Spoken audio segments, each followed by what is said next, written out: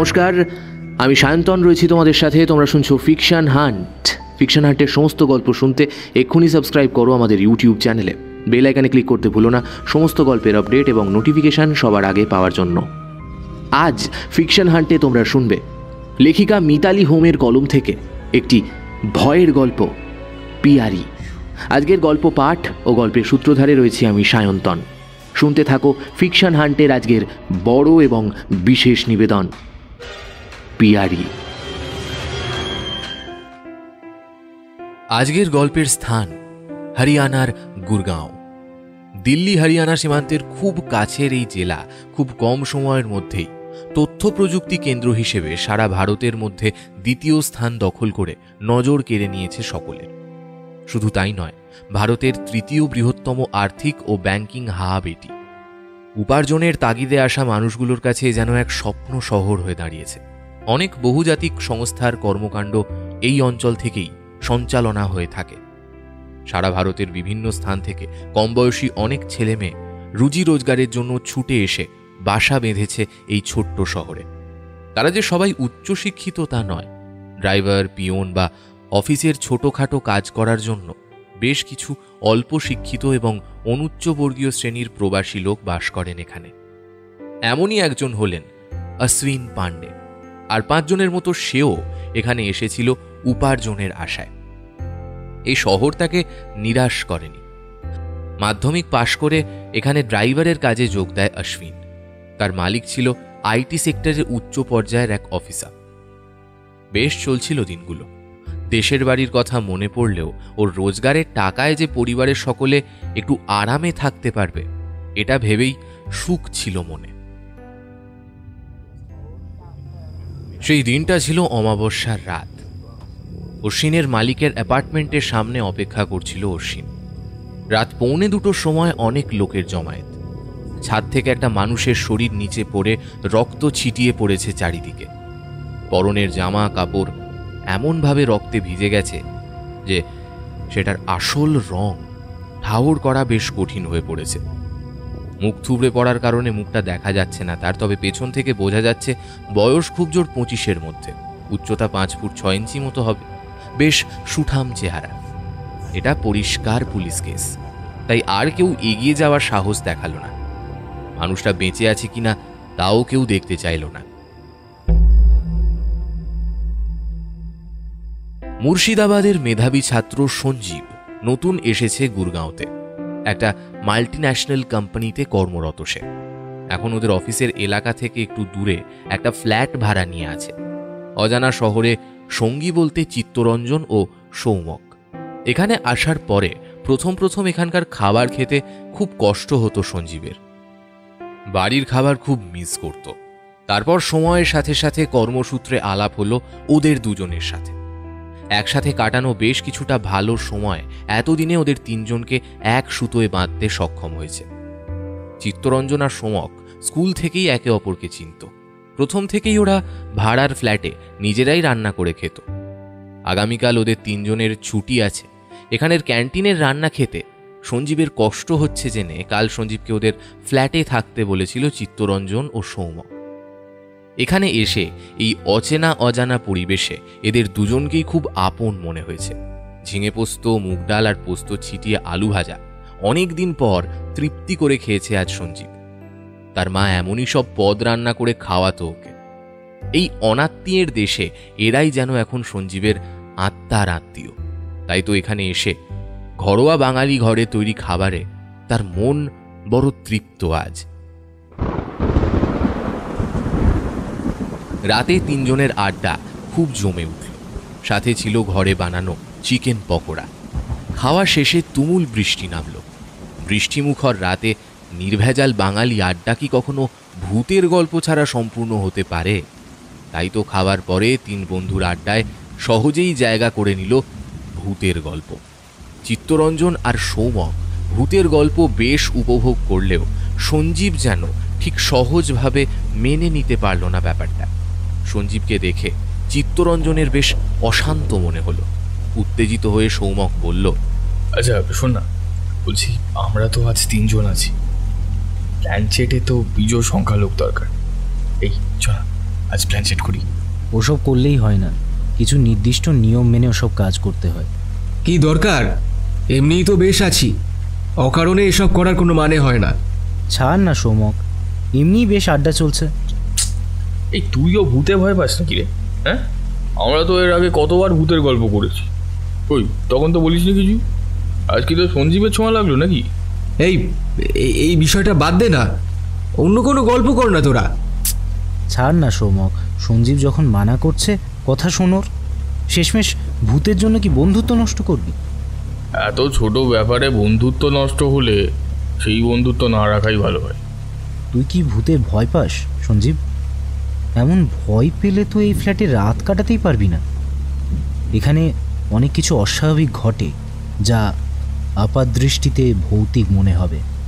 সৌমক অবজ্ঞার সুরে বলল, তুই ভূত বলে সত্যি কিছু আছে বলে তোর মনে হয়? হ্যাঁ, তোর সব গাঁজাখুরি গল্প। তবে এমন পরিবেশে মনোরঞ্জন কিছু একটা করা যেত জানিস, তোদের জ্বালাতে সেগুলো ভালো।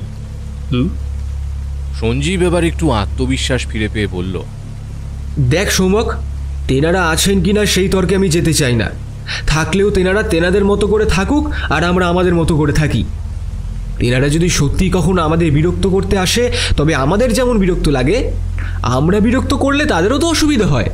এই এই 1 মিনিট, কি বলতে চাস? হ্যাঁ, আমরা তাদের কারো একজনকে ডাকবো, তাই তো? আর অন্য কেউ একজন আমাদের সামনে এসে হুকুম মেরে আঁকা বলে আমাদের সামনে এসে দাঁড়াবে। দেখ, সত্যি মিথ্যে জানি না, তবে আমার এক বৌদির মুখে শুনেছিলাম যে বিয়ের আগে একবার বৌদিরা সব কাজিন মিলে এভাবেই একবার প্ল্যান চেট করেছিল। সৌমক হতাশ কণ্ঠে বলল, শোনা না তবে সেই গল্প, দুধের স্বাদ ঘোলেই মেটাই। তোর কোনো অসুবিধা নেই তো সঞ্জীব? বল শুনি।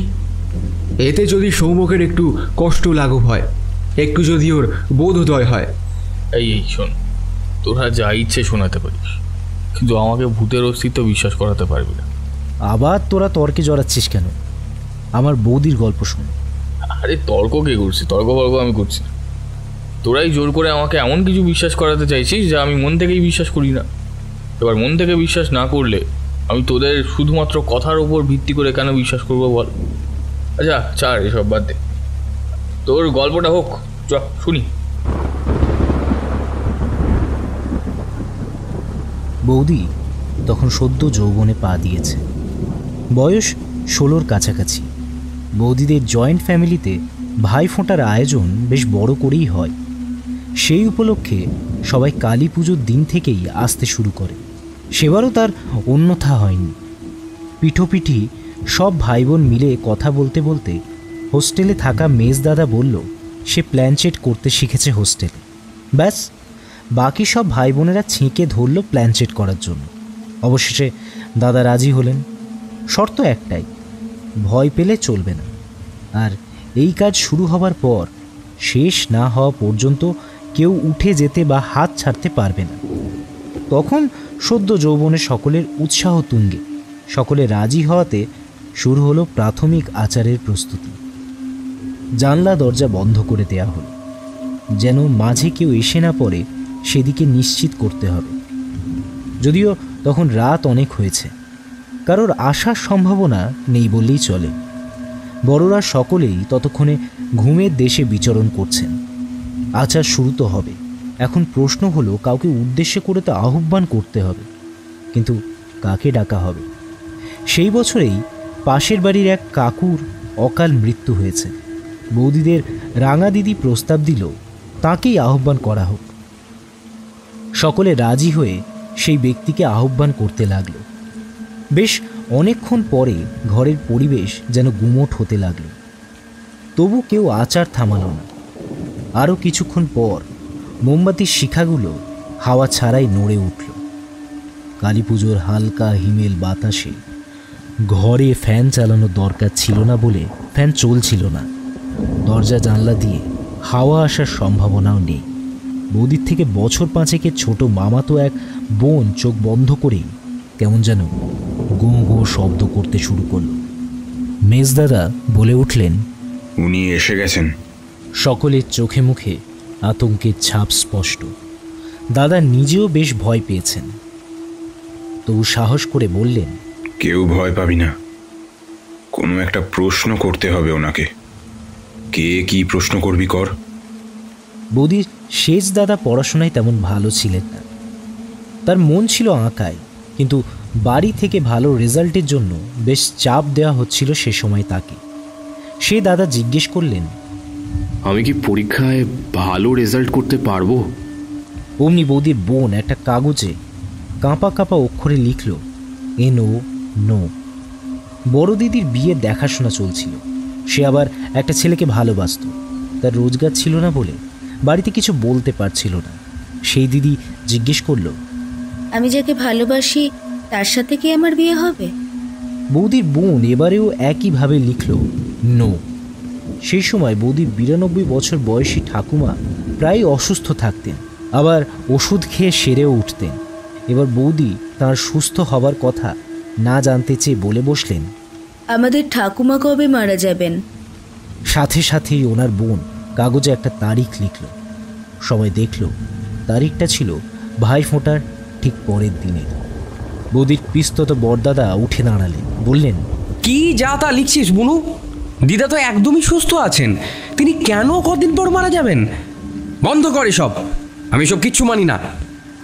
কথা শেষ করেই সেটা চারপাশে কাটা গুন্ডি থেকে বের হয়ে গেল। মেজদাদা, যার তত্ত্বাবধানে সকলে প্ল্যানচেট করতে বসেছিল, সে বাধা দিলেও বড়দা শুনল না। বড়দাদা ঘর থেকে বের হয়ে যেতেই মেজদাদা বলে উঠলেন, এটা ঠিক হলো না। প্ল্যানচেট করলে যে আত্মাকে ডাকা হয়েছে তাকে মুক্তি দিতে হয়, না হলে সে ক্ষতি করে দেবে। তো শেষ পর্যন্ত কিছু হলো? সেটাই তো বলছি। ভাইফোঁটার পরদিন সকাল থেকেই সব ভাই বোনেরা মিলে পালা করে বৌদির ঠাকুমাকে চোখে চোখে রাখছিল। রাত পর্যন্ত সব ঠিক ছিল। সকলের সাথে কথা বলে রাতে খাওয়া খেয়ে ঠাকুমা ঘুমাতে চলে গেলেন। সব ভাই বোনেরা নিশ্চিন্ত হলো।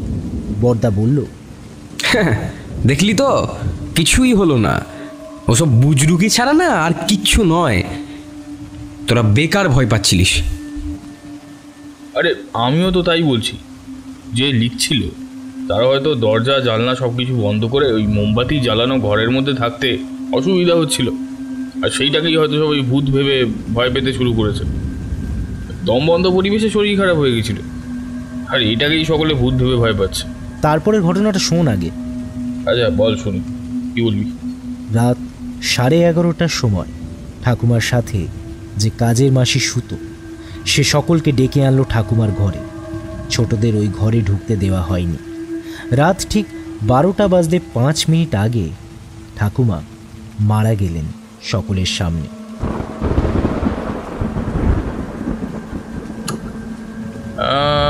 এটা তো কোনো কোইন্সিডেন্সও হতে পারে।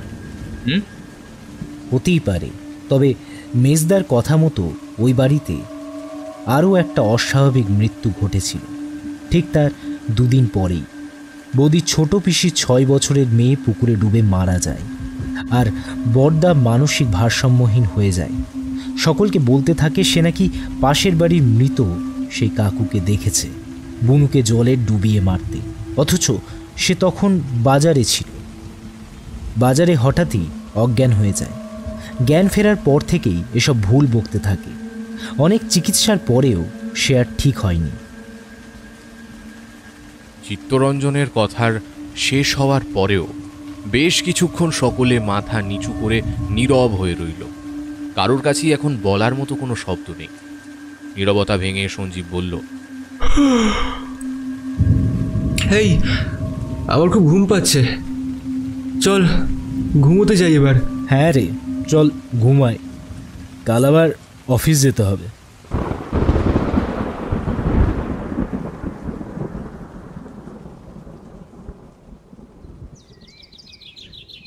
আজ সঞ্জীবের নাইট ডিউটি পড়েছে। দুটো দিন বেশ ভালো সময় কাটল চিত্তরঞ্জন আর সৌমকের সাথে। আজ আবার তাকে নিজের ডেরায় ফিরে যেতে হবে, আবার সেই পুরনো খাবার। আর ভাবতে পারল না। ভেবে কি লাভ? এখানে যতদিন আছে ততদিন তো ওই খাদ্য গ্রহণ করেই জীবন ধারণ করতে হবে সঞ্জীবকে। সৌমক সকালে বেরিয়ে গেছে অফিসের উদ্দেশ্যে। চিত্তরঞ্জনের আজ ছুটি, তাই বাজারের দায়িত্ব আজ তার। সঞ্জীবকে দরজা ভেতর থেকে বন্ধ করে অফিসের জন্য তৈরি হতে বলে চিত্তরঞ্জন গেছে বাজারে। সঞ্জীবের অভ্যেস মতো অফিসে যাওয়ার আগে স্নানের ঘরে ঢুকল। গায়ে সবে সাবান দিয়েছে এমন সময় শুনতে পেল কেউ যেন চাপা গলায় কিছু বলছে, তবে কথাগুলো স্পষ্ট নয়, ভাষাটাও চেনা লাগলো না। এদিক ওদিক ভালো করে দেখে নিয়ে আবার কাজে মনোনিবেশ করল সঞ্জীব। হঠাৎই বাথরুমের লাইটটা কিছুক্ষণ দপদপ করে শেষে নিভে গেল। কাল রাতে চিত্তরঞ্জনের বলা কথাগুলো মনে পড়তেই হৃৎপিণ্ডের গতি বেড়ে গেল। তবে কি চিত্তরঞ্জন এসব ঘটনার কথাই বলছিল? তাড়াতাড়ি গায়ে জল ঢেলে বেরোবে বলে ঠিক করল সঞ্জীব। কথাতেই বলে তাড়াতাড়ির কাজে বাড়াবাড়ি। সঞ্জীবের সাথেও তাই হলো। শাওয়ারের জল গেল বন্ধ হয়ে।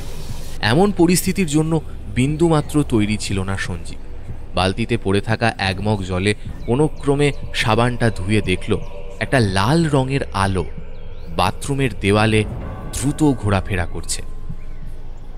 এই আলোর কোনো উৎস সঞ্জীব খুঁজে পেল না। এমন সময় পেটে খুব ব্যথা শুরু হলো ওর। ছোটবেলা থেকেই এমন ব্যথা সঞ্জীবের হয় যখন সে খুব টেনশন করে অথবা ভয় পায় তখন। এরপর যা যা হবে তার পরিণতি ভেবে এই অল্প পরিচিত ফ্ল্যাটে একা সঞ্জীব একটু ভয় পেয়ে গেল। সাবান লেগে থাকা গা গামছা দিয়ে আলতো করে মুছে কোমরে গামছা জড়িয়ে কাঁপা কাঁপা পায়ে বেরোতে গিয়ে দেখল বাথরুমের আলো নিজে থেকেই জ্বলে উঠল। একই সাথে শাওয়ারের জল আবার আগের মতো পড়তে শুরু করেছে। আর সামলাতে পারল না সঞ্জীব নিজেকে। বাথরুমের দরজার লক খুললেও নির্জন ফ্ল্যাটের বাথরুমের দরজার সামনে অজ্ঞান হয়ে গেল সে।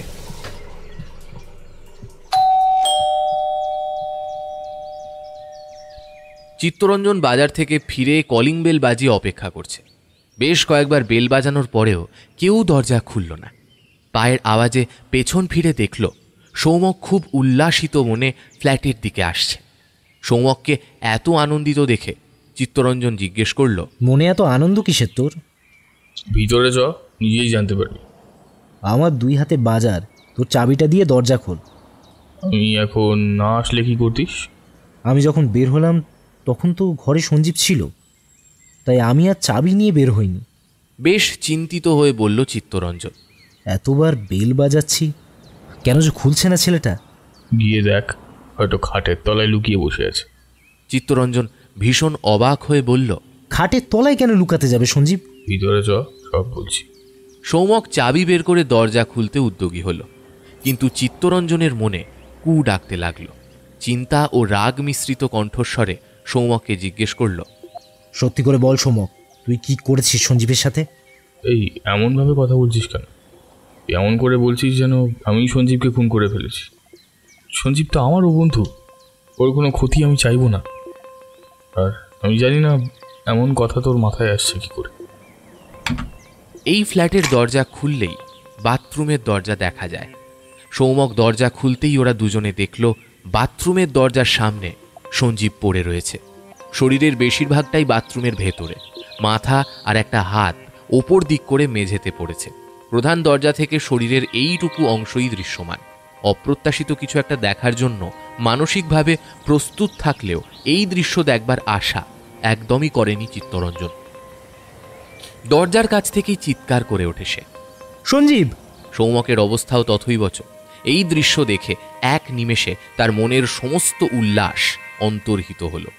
চিত্তরঞ্জন বাজারের সমস্ত জিনিস এক কোণে ফেলে ছুটে গেল সঞ্জীবের দিকে। সৌমকও চিত্তরঞ্জনের পিছু নিল।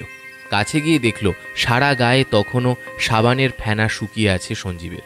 শাওয়ারের জল পড়ে সারা বাথরুম সহ সঞ্জীবের শরীরের নিচের অংশ আর পরনের গামছা ভিজে গেছে। চিত্তরঞ্জন সঞ্জীবের মাথাটা তুলে নাকের কাছে হাত দিয়ে দেখল তখনও নিঃশ্বাস চলছে, তবে সারা শরীর খুব ঠান্ডা হয়ে গেছে। শরীর ঠান্ডা, তবে বেঁচে আছে। কপালের ডান দিকে কেটে রক্ত পড়ছে। সৌমক বাথরুমের ভেতর ঢুকে আগে শাওয়ারের জল বন্ধ করল। চিত্তরঞ্জনকে উদ্দেশ্য করে বলল, আচ্ছা তুই মাথার দিকটা ধর, আমি পায়ের দিকটা ধরছি। তুই ঘরে নিয়ে চ আগে। এই ভিজে গায়ে নিয়ে গেলে তো বিছানাও ভিজে যাবে। আমি ওর কোমরের গামছা খুলে ওর ওই সাবান মুছিয়ে দিই, তারপর নিয়ে যাব। আচ্ছা তুই ততক্ষণ ওই সব কম্বলগুলো বের কর, একটা পাতলা কম্বল বিছানার ওপর পেতে দে, বাকিগুলো ওপর থেকে দিয়ে দেবো। দুজনে দুজনের নির্ধারিত কাজ সেরে ফিরে এসে সঞ্জীবকে তুলে নিয়ে গেল বিছানায়। চিত্তরঞ্জন সব কম্বল একে একে সঞ্জীবের গায়ে চাপিয়ে দিতে লাগলো। সৌমক রান্নাঘরে গিয়ে কিছুটা তেল গরম করে আনলো। সেই তেল নিয়ে সৌমক পায়ের তলায় আর চিত্তরঞ্জন সঞ্জীবের দু হাতে ঘষতে লাগলো। ডাক্তার ডাক সৌমক। বাড়িতে আসার মতো ডাক্তার কোথায় পাবো? একটু যদি জ্ঞান ফেরে তবে গাড়ি বুক করে নিয়ে যেতে পারি। এইভাবে একজন প্রাপ্তবয়স্ক মানুষকে নিয়ে যাওয়া সম্ভব নয় ভাই। চিত্তরঞ্জন গম্ভীর গলায় প্রশ্ন করল, এবার সত্যি করে বলতো, কি করেছিস সঞ্জীবের সাথে? বিশ্বাস কর চিত্ত, আমি কখনো কোনো ক্ষতি করতে চাইনি। ঘরে ফিরে দেখলাম সামনে তোর জুতো নেই, শুধু সঞ্জীবের জুতো আছে।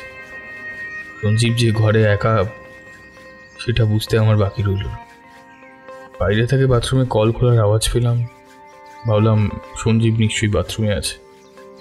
কাল রাতেও ভূতের ভয় পেয়েছিল, সেটা মনে পড়তেই একটা দুষ্টু বুদ্ধি খেলে গেল আমার মাথায়। সিঁড়িতে মিস্টার জৈনের সাথে দেখা হলো।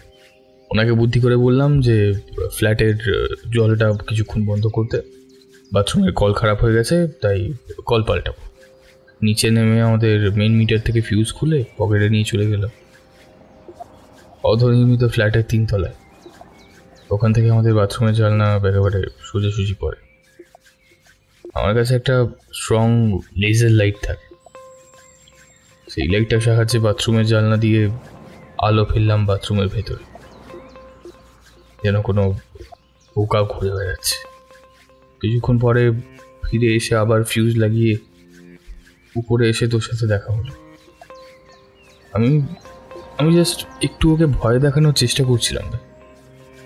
আমি ভাবতেও পারিনি যে আমি খুব অনুতপ্ত ভাই। ভাই শোন না, মানে যা লাগে সব আমি দেবো, কিন্তু ওকে ঠিক করে দেবে। এক কাজ কর, অফিসে জানিয়ে দে সঞ্জীবের শরীর খুব খারাপ, আজ অফিস যেতে পারবো না। হ্যাঁ বলে দিচ্ছি। আচ্ছা তুই মালিশ চালিয়ে যা, গা কি গরম হচ্ছে আদৌ? সৌমকের কথা শুনে চিত্তরঞ্জন সঞ্জীবের কপালে হাত রেখে বলল, একটু গরম হয়েছে আগের থেকে। অফিসে ফোন করে ফিরে এসে সৌমক দেখল সঞ্জীবের জ্ঞান ফিরেছে।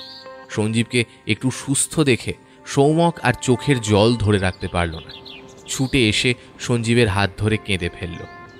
এমন করিস না সৌমক, সঞ্জীবের সবে জ্ঞান ফিরেছে, ওকে বিশ্রাম নিতে দে, এভাবে প্যানিক করিস না এখন। সৌমক কান্না জড়ানো গলায় বলল, আমাকে ক্ষমা করে দে সঞ্জীব, আমি গুরুত্ব না বুঝেই শুধু একটু মজা করতে গিয়ে তোর বিশাল বড় ক্ষতি করে ফেলেছি। সঞ্জীব খুব মৃদু কণ্ঠে হাঁপাতে হাঁপাতে বলল, আমি তোর উপর রাগ করিনি রে, তবে আমার সাথে যা করেছিস আর কারোর সাথে করিস না ভাই, আর কারোর সাথে করিস না। চল, যা হয়ে গেছে তা গেছে, এবার সব ভুলে যা দুজনেই। সৌমক, তুই একটু সঞ্জীবের কাছে বস, আমি একটু দুধ গরম করে আনি, রাতে চিকেন স্যুপ বানাবো, ওকে? এই চিত্ত কিন্তু চিকেন স্যুপটা দারুণ বানায়, সব অবাঙালি রান্নায় ও একেবারে সিদ্ধহস্ত। আর বাঙালি রান্নায় সৌমক এক্সপার্ট, সেটা তো কালকের রান্না খেয়েই বুঝেছিস নিশ্চয়ই। আমিও এক্সপার্ট, তবে রান্না করতে নয়, খেতে। তিনজনেই একসাথে হেসে ফেলল। এভাবেই সেই রাতের গুরুগম্ভীর পরিবেশকে লঘু করে দিল ভোজন রসিক বাঙালির চিরাচরিত প্রিয় বিষয় রান্না আর খাওয়া। গত 1 বছর ধরে সোমকদের অফিস নতুন একটা শাখা খোলার কথা ভাবছিল। 1 বছরের প্রচেষ্টার পর অবশেষে নতুন শাখার কাজ প্রায় শেষের দিকে। পারফরমেন্স দেখে এই নতুন অফিসের বেশ গুরুত্বপূর্ণ পজিশনে প্রমোশন পেয়েছে সৌমক ও চিত্তরঞ্জন দুজনেই। সঞ্জীব চাকরিতে ওদের দুজনের থেকে জুনিয়র, তারও ট্রান্সফার হওয়ার কথা আছে এই নতুন শাখায়। সৌমক অফিসের টেকনিক্যাল দিকটা দেখে, তাই নতুন শাখায় সকলকে স্থানান্তরিত করার আগে কিছু দরকারি পরীক্ষা নিরীক্ষা করার দায়িত্ব পড়েছে সৌমকের ওপর। সাথে থাকবে চিত্তরঞ্জন ও বিক্রম নামের আরও এক সহকর্মী। সেই মতো গত 1 সপ্তাহ ধরে এই শাখাতেই আসতে হচ্ছে সৌমকদের। বিল্ডিংটা ব্যস্ত শহরের এক কোণে। কিছু অ্যাপার্টমেন্টে লোক ছিল এককালে এই বিল্ডিংয়ে, এখন তার বেশিরভাগই বন্ধ থাকে। সৌমকদের অফিস একদম ওপরের তলা জুড়ে। শহরের প্রান্তে হওয়ার ফলে এখানকার জানলা দিয়ে বাইরে দৃষ্টি নিক্ষেপ করলে এখনও সবুজের আনাগোনা লক্ষণীয়। সব মিলিয়ে প্রকৃতির একটু ছোঁয়া পাওয়া নতুন অফিস সৌমকের বেশ মনে ধরেছে। সপ্তাহের প্রথম কটা দিন খুব সাধারণভাবেই কাটল। সমস্যার সূত্রপাত হলো যখন শুক্রবার রাতে অফিসে সৌমক একা থেকে কিছু কাজ গুছিয়ে রাখার সিদ্ধান্ত নিল। চিত্তরঞ্জন সাথে থাকতে চেয়েছিল, সৌমক প্রায় জোর করে তাকে ঘরে পাঠিয়ে দিয়েছে। রাতে কাজ করতে হলে সৌমকের দোসর হয় কফি। এখানে আশেপাশে তেমন কোনো দোকান না থাকায় নিজেই ফ্লাস্কে করে কফি বানিয়ে নিয়ে এসেছে। বাথরুমে গিয়ে চোখে মুখে জল দিয়ে কফি ঢেলে নিল ফ্লাস্কের ঢাকনায়। জানলার সামনে দাঁড়িয়ে গরম কফিতে চুমুক দিতে দিতে অন্ধকারে মোড়া নির্জন প্রকৃতির রূপ উপভোগ করতে লাগলো সৌমক। এমন সময় সে দেখতে পেল সামনের রাস্তা দিয়ে এক দীর্ঘাঙ্গী মহিলা ঘাগড়া পরে একাকী গুনগুন করতে করতে এগিয়ে চলেছে। এত দূর থেকে আলো আঁধারিতে তার মুখ দেখা সম্ভব নয়, তবু তার গুনগুন শব্দ কেমন যেন মোহাচ্ছন্ন করে ফেলতে লাগলো সৌমককে। এক দৃষ্টিতে তাকিয়েছিল সৌমক পথের মহিলার দিকে। বেশ কিছুটা এগিয়ে যাওয়ার পর তার পথের মাঝের সামান্য অংশে একটা গাছ এসে পড়ায় মহিলাটিকে আর দেখা গেল না। তার মধুর গুনগুনও নিমেষে বন্ধ হয়ে গেল। এতক্ষণ শান্ত থাকা সৌমক আচমকাই খুব অস্থির হয়ে পড়ল। গাছটা পার করার পরের দৃশ্যমান পথে আর সেই মহিলাকে দেখতে পাওয়া গেল না। গাছের আড়ালে যাওয়ার পর কি হলো মহিলার? এত রাতে একাকী এই মহিলা যাচ্ছেনই বা কোথায়? মহিলার কি কোনো বিপদ হলো? বাইরে খুব জোরে লিফটের দরজা খোলা এবং বন্ধ করার শব্দে ঘোর কাটল সৌমকে। এই পুরো ফ্ল্যাটটাই তো তাদের অফিস নিয়ে নিয়েছে। রাত 2টোর সময় তো এখানে কারোর আসার কথাই নয়, তবে এত রাতে লিফটে করে কে এলো? কিছুক্ষণ অপেক্ষার পর নিচে গিয়ে সরেজমিনে সবকিছু দেখে আসার সিদ্ধান্ত নিল সে। অফিসের বাইরে এসে দেখল লিফট নিজে থেকেই ওপরে এলো। কেউ যেন সজোরে লিফটের দরজা খুলল। সৌমক ভেতরে ঢোকার আগেই আবার একই রকমভাবে দরজা বন্ধ হয়ে নিচে চলে গেল। 4 বার একই ঘটনার পুনরাবৃত্তি ঘটল। তারপর হঠাৎ করেই সব শান্ত।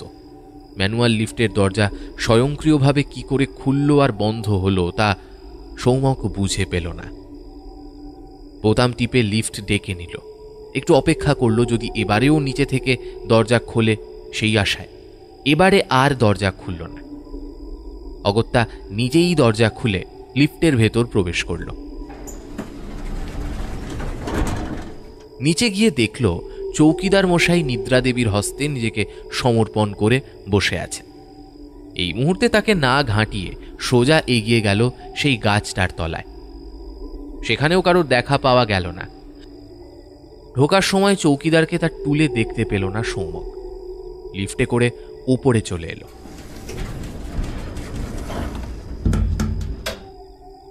অফিসের প্রধান ফটক খুলতেই দেখতে পেল পুরো অফিসের মেঝেতে জল থই থই করছে। সৌমক নিজেই নিজেকে বলল,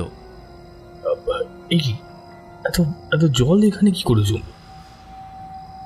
বাথরুমে না, কফি খাওয়ার আগে বাথরুমে গেছিলাম, কিন্তু আমি তো কলটা ঠিকঠাক করে বন্ধ করেছিলাম। জল বেরোনোর তো কোনো চান্সই নেই। তাহলে এখানে জল জমলো করতে? অনেক পুরোনো বিল্ডিং তো, নিশ্চয়ই কোথাও পাইপ টাইপ ফেটেছে। একবার জলে পা দিল বাথরুমে গিয়ে দেখবে বলে। না, জুতো ভিজে যাবে। এর চেয়ে বরং নিচে থেকে চৌকিদারকে ডেকে আনলে হয়। ভাবনা মতো আবার লিফটে করে নিচে নেমে গেল। চৌকিদারকে সস্থানই পাওয়া গেল। রেডিওতে গান শুনছিল সে। সৌমককে দেখে জিজ্ঞাসু দৃষ্টিতে তাকিয়ে থাকলো তার দিকে। অবাঙালি চৌকিদারের সাথে কথোপকথন বাংলা করলে যা দাঁড়ায় তা হলো, আচ্ছা, আমি উপরের ফ্লোরে অফিসে কাজ করছি, একবার উপরে আসবেন আমার সাথে? যারা অফিসে কিভাবে যেন জল ভরে গেছে। কোনো এক অজানা কারণে চৌকিদার লোকটি সৌমককে আপাদমস্তক পর্যবেক্ষণ করে চোখে ইশারা করলো এগিয়ে যেতে। সে সৌমকের পিছু পিছু অফিস পর্যন্ত এলো। অফিসে পৌঁছে যা দেখল তার জন্য প্রস্তুত ছিল না সৌমক। অফিস তো পুরো শুকনো, একটু আগে যেখানে এত জল জমেছিল সেখানে তো এখন কিছুই নেই। এমনকি জল যদি কোনো নিকাশি ব্যবস্থার সাহায্যে বের হয়ে গিয়েও থাকে তবে মেঝে তো ভিজে থাকবে, তাও নেই। এমনকি প্রধান ফটকের সামনে পাতা পাপোশটাও পুরো শুকনো। এটা কি করে সম্ভব কিছুতেই ভেবে পেল না সৌমক। অকারণে বিরক্ত করার জন্য চৌকিদার যেন একটু রাগত দৃষ্টি নিক্ষেপ করে কোনো বাক্য ব্যয় না করে রওনা দিল তার স্থানে। সৌমক তাকে একবার ডেকে বলল, সত্যি বলছি, এখানে একটু আগেই জল ছিল। আমার কথা বিশ্বাস করুন, আমার কোনো ভুল হয়নি। চৌকিদার সৌমকের কথা শুনল বটে, তবে কোনো উত্তর না দিয়ে ফিরে গেল। সৌমক মনে মনে নিজেকেই আশ্বস্ত করল, এই লোক তো নিজেই অপ্রকৃতস্থ, এবার আমাকে কি সাহায্য করবে? আমি তো ভালো মতো দেখছি, কিন্তু এত কম সময় সব জল কোথায় গেল? সব কিছু শুকিয়েই বা গেল কীভাবে? তবে কি ওটাই আমার চোখের ভুল? সাথে সাথে মনে পড়ল জল দেখে বাথরুমে যাওয়ার চেষ্টা করার সময় তার নিজের জুতো ভিজে গিয়েছিল। সাথে সাথে পা তুলে দেখল এখনো জুতোটা ভিজে আছে। তার মানে যা দেখেছে তার কিছুই ভ্রম ছিল না। জীবনে প্রথম এমন কোনো ঘটনার সাক্ষী হলো যার পেছনের কোনো যুক্তি খুঁজে পেল না সৌমক। মাঝখান থেকে অফিসে যে কাজগুলো সেরে রাখবে বলে রাতে থেকে গেল তার কিছুই হলো না। কাল আবার থাকতে হবে। বিদেশের সাথে সময় মিলিয়ে এই কাজ একমাত্র রাতেই করতে হবে। এখানে সকাল হলেও তাদের ওখানে তো এখন রাত হতে চলল। তারা তো অফিস বন্ধ করে নিশ্চিন্তে ঘুমাবে। রাত জাগতে হবে এই দেশের মানুষদেরই। পরদিন রাতে সৌমক কাজে ব্যস্ত। কালকে রাতের সেই মধুর গুনগুন আওয়াজ আবার কানে এলো। আজকের আওয়াজটা কালকের থেকে আরো বেশি স্পষ্ট। কাজ থামিয়ে সৌমক ভাবল, এটা তো টপ ফ্লোর। মহিলাটি যেই রাস্তা দিয়ে কাল যাচ্ছিলেন সেটা এখান থেকে বেশ খানিকটা দূর। তাছাড়া সাধারণ বাড়ির তুলনায় ফ্ল্যাটে এমন কিছু মেটেরিয়াল ব্যবহার করা হয় যার দরুন বাইরের আওয়াজ ভিতরে বা ভিতরের আওয়াজ বাইরে যাতে না আসতে পারে, অথবা গেলেও তার তীক্ষ্ণতা কমে যায়। এই আওয়াজ কিভাবে আসছে? আজকেও যখন মহিলাটি একা এসেছে, তাহলে কাল যখন তার কোনো ক্ষতি হয়নি আজও হবে। নিজের কাজে মনোনিবেশ করল সৌমক, কিন্তু কোনো এক চৌম্বকীয় আকর্ষণে আজকেও সৌমক ছুটে গেল জানলার কাছে। আজও সেই একই জায়গায় এসে সব নিশ্চুপ হয়ে গেল। বাইরে আবার কালকের মতোই লিফটের ওঠানামা শুরু হলো। মহিলার সন্ধানে আজ আর যাবে না ভেবেও কেন যে আবার সেখানেই ছুটে গেল বুঝতে পারল না সে নিজেও। চারিদিক খুঁজে সেই গাছের তলায় একটা নুপুর পেল সে। হাতে তুলে নেড়ে চেড়ে সেটা দেখে নিজের প্যান্টের পকেটে চালান করে দিল। অফিসে ফিরে এসে দেখল আজও সারা অফিস জলে ভরে আছে। আজ আমি দেখব এই জল কি করে বের হয়, আজ আমি দেখবই। প্রধান ফটকে ঠায় দাঁড়িয়ে রইল সৌমক। পেছনে লিফটের দরজা খোলার আওয়াজ পেয়ে পেছন ফিরে তাকালো। চৌকিদারের পোশাক পরা এক মাঝবয়সী লোক এগিয়ে আসছে তার দিকে। এ অন্য চৌকিদার, কালকের জন নয়। অনেক ফ্ল্যাটেই শিফটিং ডিউটি থাকে, এদেরও হয়তো তাই হয়। বাবুজি, আপনি কি বাঙালি আছেন? হ্যাঁ, আমি বাঙালি। আপনি বাংলা জানেন? থোড়া থোড়া বাবুজি, থোড়া থোড়া। আপনার অসুবিধা হলে আপনি হিন্দিতে কথা বলতেই পারেন, হিন্দিতে আমার অসুবিধা নেই। नहीं नहीं বাবুজি, আপনার সাথে বাংলা বললে আমি একটু একটু বাংলা শিখতে পারবো। সে ঠিক আছে, তবে এখানে বসবাস করে বাংলা শিখে আপনার কোনো লাভ হবে না। আচ্ছা বাবুজি, আপনি কি একটু আগে বাইরে ছিলেন? হ্যাঁ, কেন বলুন তো? এত রাতে এভাবে বাইরে যাবেন না বাবুজি, অনেক বিপদ আছে এখানে রাতে। কেমন বিপদের কথা বলছেন বলুন তো? राते कोनो अनजान लोगों के साथ बात मत करना बाबूजी, चाहे वो आदमी हो या औरत। এখানে রাতে একাও থাকবেন না, বহুত খতরা আছে চারো তরফ। কথাটা যখন তুললেন তখনই বলি, কাল আর আজ রাতে এক মহিলাকে দেখলাম রাস্তা দিয়ে যেতে, কিন্তু গাছের আড়ালে যাওয়ার পর আর তাকে দেখতে পেলাম। কেসটা কি হলো বলুন তো? कुछ राज ही रहे तो बेहतर है बाबूजी। हो सके तो आप लोगों को ऑफिस भी रात में बंद रखिए तो अच्छा है। তাহলে কি ধরে নেবো আপনি ভূত প্রেতের ভয় দেখাচ্ছেন? বলে সেই চেষ্টা ভুল জায়গাতে করছেন মশাই, আমি ওসবে বিশ্বাস করি না। विश्वास तो मौन की बात है बाबूजी, मानो तो बहाना न होकर भी आपके पास है, ना मानो तो बहाना होकर भी नहीं है। मेरा काम था सावधान करना, बहो मैंने क्या, बाकी आपकी मर्जी बाबूजी। लेकिन गरीब की एक बात मानिए, यहाँ अकेले रात मत गुजारिए, चाहे जो भी जरूरत हो। চৌকিদারের জরুরত কথা থেকে মনে পড়ল অফিসের জলের ব্যাপারটা এনাকে দেখালে হয়। जरूरत से याद आया, इधर देखिए इतना पानी। কথা শেষ করার আগেই থেমে গেল সৌমক। কোথায় জল? আজকেও কাল রাতের ঘটনার পুনরাবৃত্তি ঘটেছে। আবার পেছন ফিরে দেখল চৌকিদারজি ইতিমধ্যেই প্রস্থান করেছেন। এতক্ষণে তার মনে হলো এই শুভাকাঙ্ক্ষীটির নামটাই তো জানা হয়নি। সে আর কি করা যাবে, পরের বার দেখা হলে আগে নাম জিজ্ঞেস করে নেবে। আবার পেছন ফিরে দেখল লিফট তো ওপরেই আছে, তাহলে চৌকিদারজি নিশ্চয়ই সিঁড়ি দিয়ে টহল দিতে নেমে গেছে। এই ভেবে সৌমক অফিসে ঢুকে এলো। কাল রাতে ঘুমায়নি, আজকেও এসব আজগুবি ঘটনার জেরে মাথা বেশ ঘেঁটে আছে। ক্লান্তিতে দু চোখের পাতা কখন এক হয়ে গেল তা টের পেল না সৌমক নিজেও।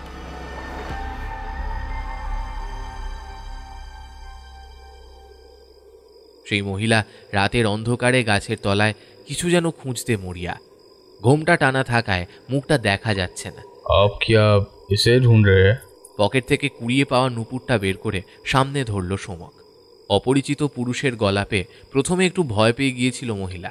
সর্বাঙ্গে ঢাকা পোশাকে তার বয়স বোঝার উপায় নেই, তবে সাজ পোশাক দেখে মনে হলো স্থানীয় জাট সম্প্রদায়ের একজন। ঘোমটার ফাঁক থেকে ঠোঁট দুটো আবছা আলোয় দেখা যাচ্ছে ঠিকই, কিন্তু তা পরিষ্কার নয়। সৌমকের হাতে নুপুরটা দেখে সে অর্ধদৃশ্যমান ঠোঁটের কোণে এক আনন্দের হাসির ঝলক দেখা দিল। দুজনেই সামনাসামনি স্থির হয়ে দাঁড়িয়ে একে অপরকে নিরীক্ষণ করছে। সাধারণ ঔৎসুক্যের বশবর্তী হয়ে মনে মনে সৌমক মহিলার মুখটা দেখতে আগ্রহী হল, কিন্তু জাট সম্প্রদায় সম্পর্কে যা জানে তাতে একথা মুখে আনার সাহস হল না। সৌমকের অব্যক্ত কথা জেনে হঠাৎই এক দমকা হাওয়া মহিলার মুখে ঢাকা ঘোমটা খুলে দিল। হাসি সহ মহিলার ঠোঁটের কাজটা যতটা সুন্দর, তার থেকে বহুগুণ বেশি ভয়ঙ্কর তার ঘোমটার আড়ালে থাকা বাকি মুখটা। মুখমণ্ডলের বাকি অংশ থেকে মাংস পচে গলে পড়ছে, সারা শরীরের চামড়া যেন আগুনে ঝলসে গেছে। গা থেকে মানুষের পচা শরীর পোড়ার গন্ধে নাক জ্বালা দিয়ে উঠল, এক্ষুনি যেন পেটের নাড়ি ভুঁড়ি বেরিয়ে আসবে। দুই চোখের মণি কোটর ফাঁকা হলেও তা থেকে আগুন সদৃশ্য এক তীব্র তীক্ষ্ণ আলো এসে চোখ ধাঁধিয়ে দিল সৌমকের। এমন বিভৎস রূপ দেখে চরম সাহসী সৌমক আর্তনাদ করে উঠল।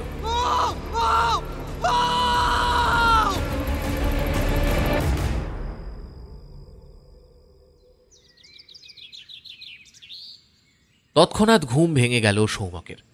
চোখ খুলে দেখল আশেপাশে কেউ কোথাও নেই। সে নিজে অফিসের সোফায় গা এলিয়ে ঘুমিয়ে পড়েছিল। এমন পাখির কাকলি মুখরিত সকাল কতদিন পর উপভোগ করার সুযোগ এলো। স্বপ্নে দেখা মুখটা মনে পড়তেই আবার শিউরে উঠল। কি ভয়ঙ্কর বিভৎস চেহারা! না দেখলে বিশ্বাস করা কঠিন যে পৃথিবীতে এত বিভৎসতাও থাকতে পারে। নিজেকে চরম সাহসী ভাবা সৌমকের নিজেকে নিয়ে বিশ্বাস আজ খানিকটা হলেও টলেছে। উঠে দাঁড়াতে গিয়ে মাথাটা ঘুরে পড়ে গেল, বসে পড়ল সোফায়। এবার সত্যিই গা গুলিয়ে উঠল। উঠে বাথরুমে যেতে গেল, এমন সময় চোখের সামনে সব অন্ধকার হয়ে গেল। তারপর আর কিছু মনে নেই।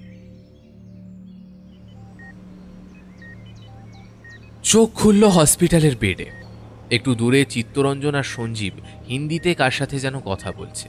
ওদের গলার স্বর পেয়ে একটু আশ্বস্ত হয়ে আবার চোখ বুজল সৌমক। পরের বার যখন চোখ খুলল তখন দেখল ঘরে মৃদু আলো জ্বলছে। দূরে হাসপাতালের স্টাফরা খুব চাপা গলায় তাদের দরকারি কথা সেরে নিচ্ছে। চোখ বুলিয়ে দেখল ওর নিজের হাতে চ্যানেল করা আছে, সেটার মাধ্যমে স্যালাইন ফোঁটা ফোঁটা করে সৌমকের শরীরে প্রবেশ করে মিলিয়ে যাচ্ছে। সারা শরীরের সাথে আরও কিছু যন্ত্র তারের মাধ্যমে লাগানো আছে। তারা সৌমকের শরীরের অনেক গোপন খবরাখবর ডাক্তারদের হাতে তুলে দিতে বদ্ধপরিকর। পাশের বেডে সকলেই ঘুমোচ্ছে। সব দেখে আবার চোখ বুঝল। জীবনে হসপিটালের বেডে প্রথম রাত কাটাতে হচ্ছে। একজন সুন্দরী নার্স এসে মাথায় হাত বুলিয়ে স্যালাইন চ্যানেলের মাধ্যমে একটা ইঞ্জেকশন পুশ করে দিল। ইঞ্জেকশনের ওষুধ ধমনীর যে অংশ দিয়ে গেল মনে হলো সব যেন জ্বালিয়ে দিয়ে গেল। এবার সে হাতের ধমনীর ওপর তার হাত দিয়ে আলতো করে মালিশ করতে লাগলো। চোখ মেলে নার্সের দিকে তাকালো সৌমক। নার্সের মুখটা বড্ড চেনা চেনা লাগছে।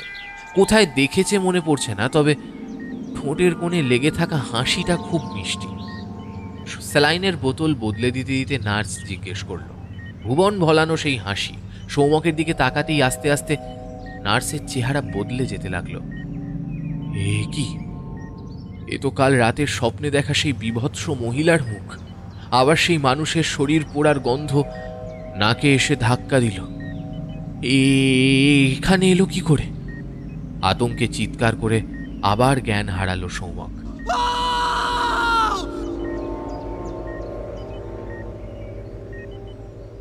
কেমন আছিস সৌমক? সৌমক কোনো উত্তর না দিয়ে চারিদিকে কি যেন খুঁজছিল। সঞ্জীবের কথা শুনে তাকে ভালো করে খুঁটিয়ে দেখতে লাগলো।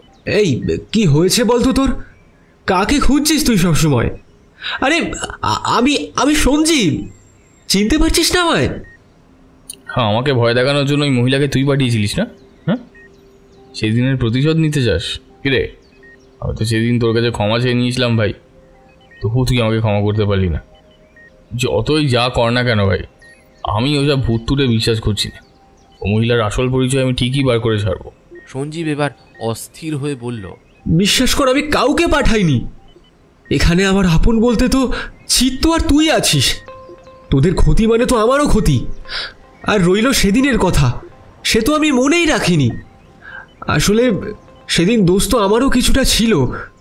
আমি তো তোদের কখনো আমার অতীত নিয়ে কিছু বলিনি। অতীতের কিছু স্মৃতির কারণে আমার আমার এখনও প্যানিক অ্যাটাক হয়। তোদের যদি আমি সেটা আগেই বলে দিতাম, তবে তুই জেনে বুঝে এমন করতিস না। আরে নাটক নাটক, সব নাটক। আমি যেন কিছু বুঝি না। হ্যাঁ, সব বুঝতে পারছি আমি, সব। উফ সৌমক, বিশ্বাস কর আমাকে প্লিজ। আমি আমি পাশে দাঁড়িয়ে থাকা চিত্তরঞ্জন সঞ্জীবের কাঁধে হাত রেখে থামিয়ে দিল সঞ্জীবকে। সৌমককে বিশ্রাম নিতে দে এখন। তোকে দেখলে ও উত্তেজিত হয়ে পড়ছে। ডাক্তার বলেছেন ওর এখন ঘুম দরকার। তুই সামনে থাকলে আরও উত্তেজিত হয়ে ভুল বকবে। সৌমক সুস্থ হয়ে ফিরলে আমরা এ ব্যাপারে আলোচনা করব। এখন চল। সৌমকের আরোপে সঞ্জীব বড় কষ্ট পেয়েছে। অশ্রু সজল নয়নে মাথা নেড়ে সৌমকের সামনে থেকে সরে এলো সঞ্জীব। আমরা আজ আসছি রে সৌমক। কাল সকালে অফিসে ঢোকার আগে পারলে একবার আসবো। চিত্তরঞ্জনের হাত দুটো চেপে ধরে সৌমক বলল, এই তুই একা আসবি কিন্তু। সঞ্জীবকে এখানে কিন্তু একদম আনবি না। এই সব কিছু ওরই সাজানো। আমাকে ভয় দেখাতে চায়, পাগল প্রমাণ করতে চায় ও আমাকে। আমি ভয় পাই না। এই দেখ দেখ দেখ, ভালো করে দেখ, আমি ভয় পেয়েছি? হ্যাঁ দেখ, ঠিক করে দেখ, ভয় পেয়েছি আমি? তুই বল। হ্যাঁ, তুই ভয় পাবি বা কেন? সঞ্জীব কিছু করেছে কিনা আমি খবর নিচ্ছি। তুই চিন্তা করিস না। তাড়াতাড়ি সুস্থ হয়ে ঘরের ছেলে ঘরে আয়। তোর বাড়ির সকলে তোকে নিয়ে চিন্তা করছেন। টিকিটের অভাবে ওরা আসতে না পেরে আরও বেশি কষ্ট পাচ্ছেন। বাড়ির কথা শুনে সৌমক একটু শান্ত হল। চোখের জল টলমল করতে লাগলো চোখেই। সৌমকের পুরোপুরি সুস্থ হয়ে অফিসে যোগ দিতে 1 সপ্তাহ কেটে গেল। এই 1 সপ্তাহের প্রতিটি রাতে একই সময় বিভিন্নভাবে সেই একই মহিলার বিভৎস মুখ দেখে আর শরীর পোড়ার গন্ধ পেয়ে আতঙ্কে চিৎকার করে উঠেছে সে। হসপিটালে থাকাকালীন সময় ঘুমের ইঞ্জেকশন দিয়েও বিশেষ লাভ হয়নি। ডাক্তার একজন বিশিষ্ট মনোবিদের পরামর্শ নিতে বলেছিলেন সৌম্যকে। ডাক্তারের কথা মতো তার কাছে সৌম্যকে নিয়ে গিয়েছিল চিত্তরঞ্জন। ওনার কথায় কোনো কারণে সৌম্যকের অবচেতন মনে কোনো ভয় বাসা বেঁধেছে। এর উৎস খুঁজে তারপর একে নির্মূল করতে হবে। পুরো ব্যাপারটা অনেকটাই সময় সাপেক্ষ। রাতের সময়টা ছাড়া বাকি সময় তো সৌম্যক স্বাভাবিক আছে। যত তাড়াতাড়ি সৌম্যক তার আগের স্বাভাবিক জীবনে ফিরবে, চিকিৎসার গতি তত বাড়বে। ওনার ফিট সার্টিফিকেট নিয়ে অফিস জয়েন করল সৌম্যক। অফিসের প্রথমার্ধ ভালোভাবেই কাটল। ওদিকে নতুন অফিসে কাজ দ্রুত শেষ করার জন্য চাপ আসছে ওপরতলা থেকে। দিনের দ্বিতীয়ার্ধে সৌম্যককে আবার নতুন অফিসে একবার কাজ দেখে আসার জন্য যেতে বলা হলো। ওখানকার কাজে না হয় পরদিন থেকে হাত লাগাবে। সৌম্যকের শারীরিক অবস্থার কথা মাথায় রেখে চিত্তরঞ্জনকেও পাঠানো হলো সাথে।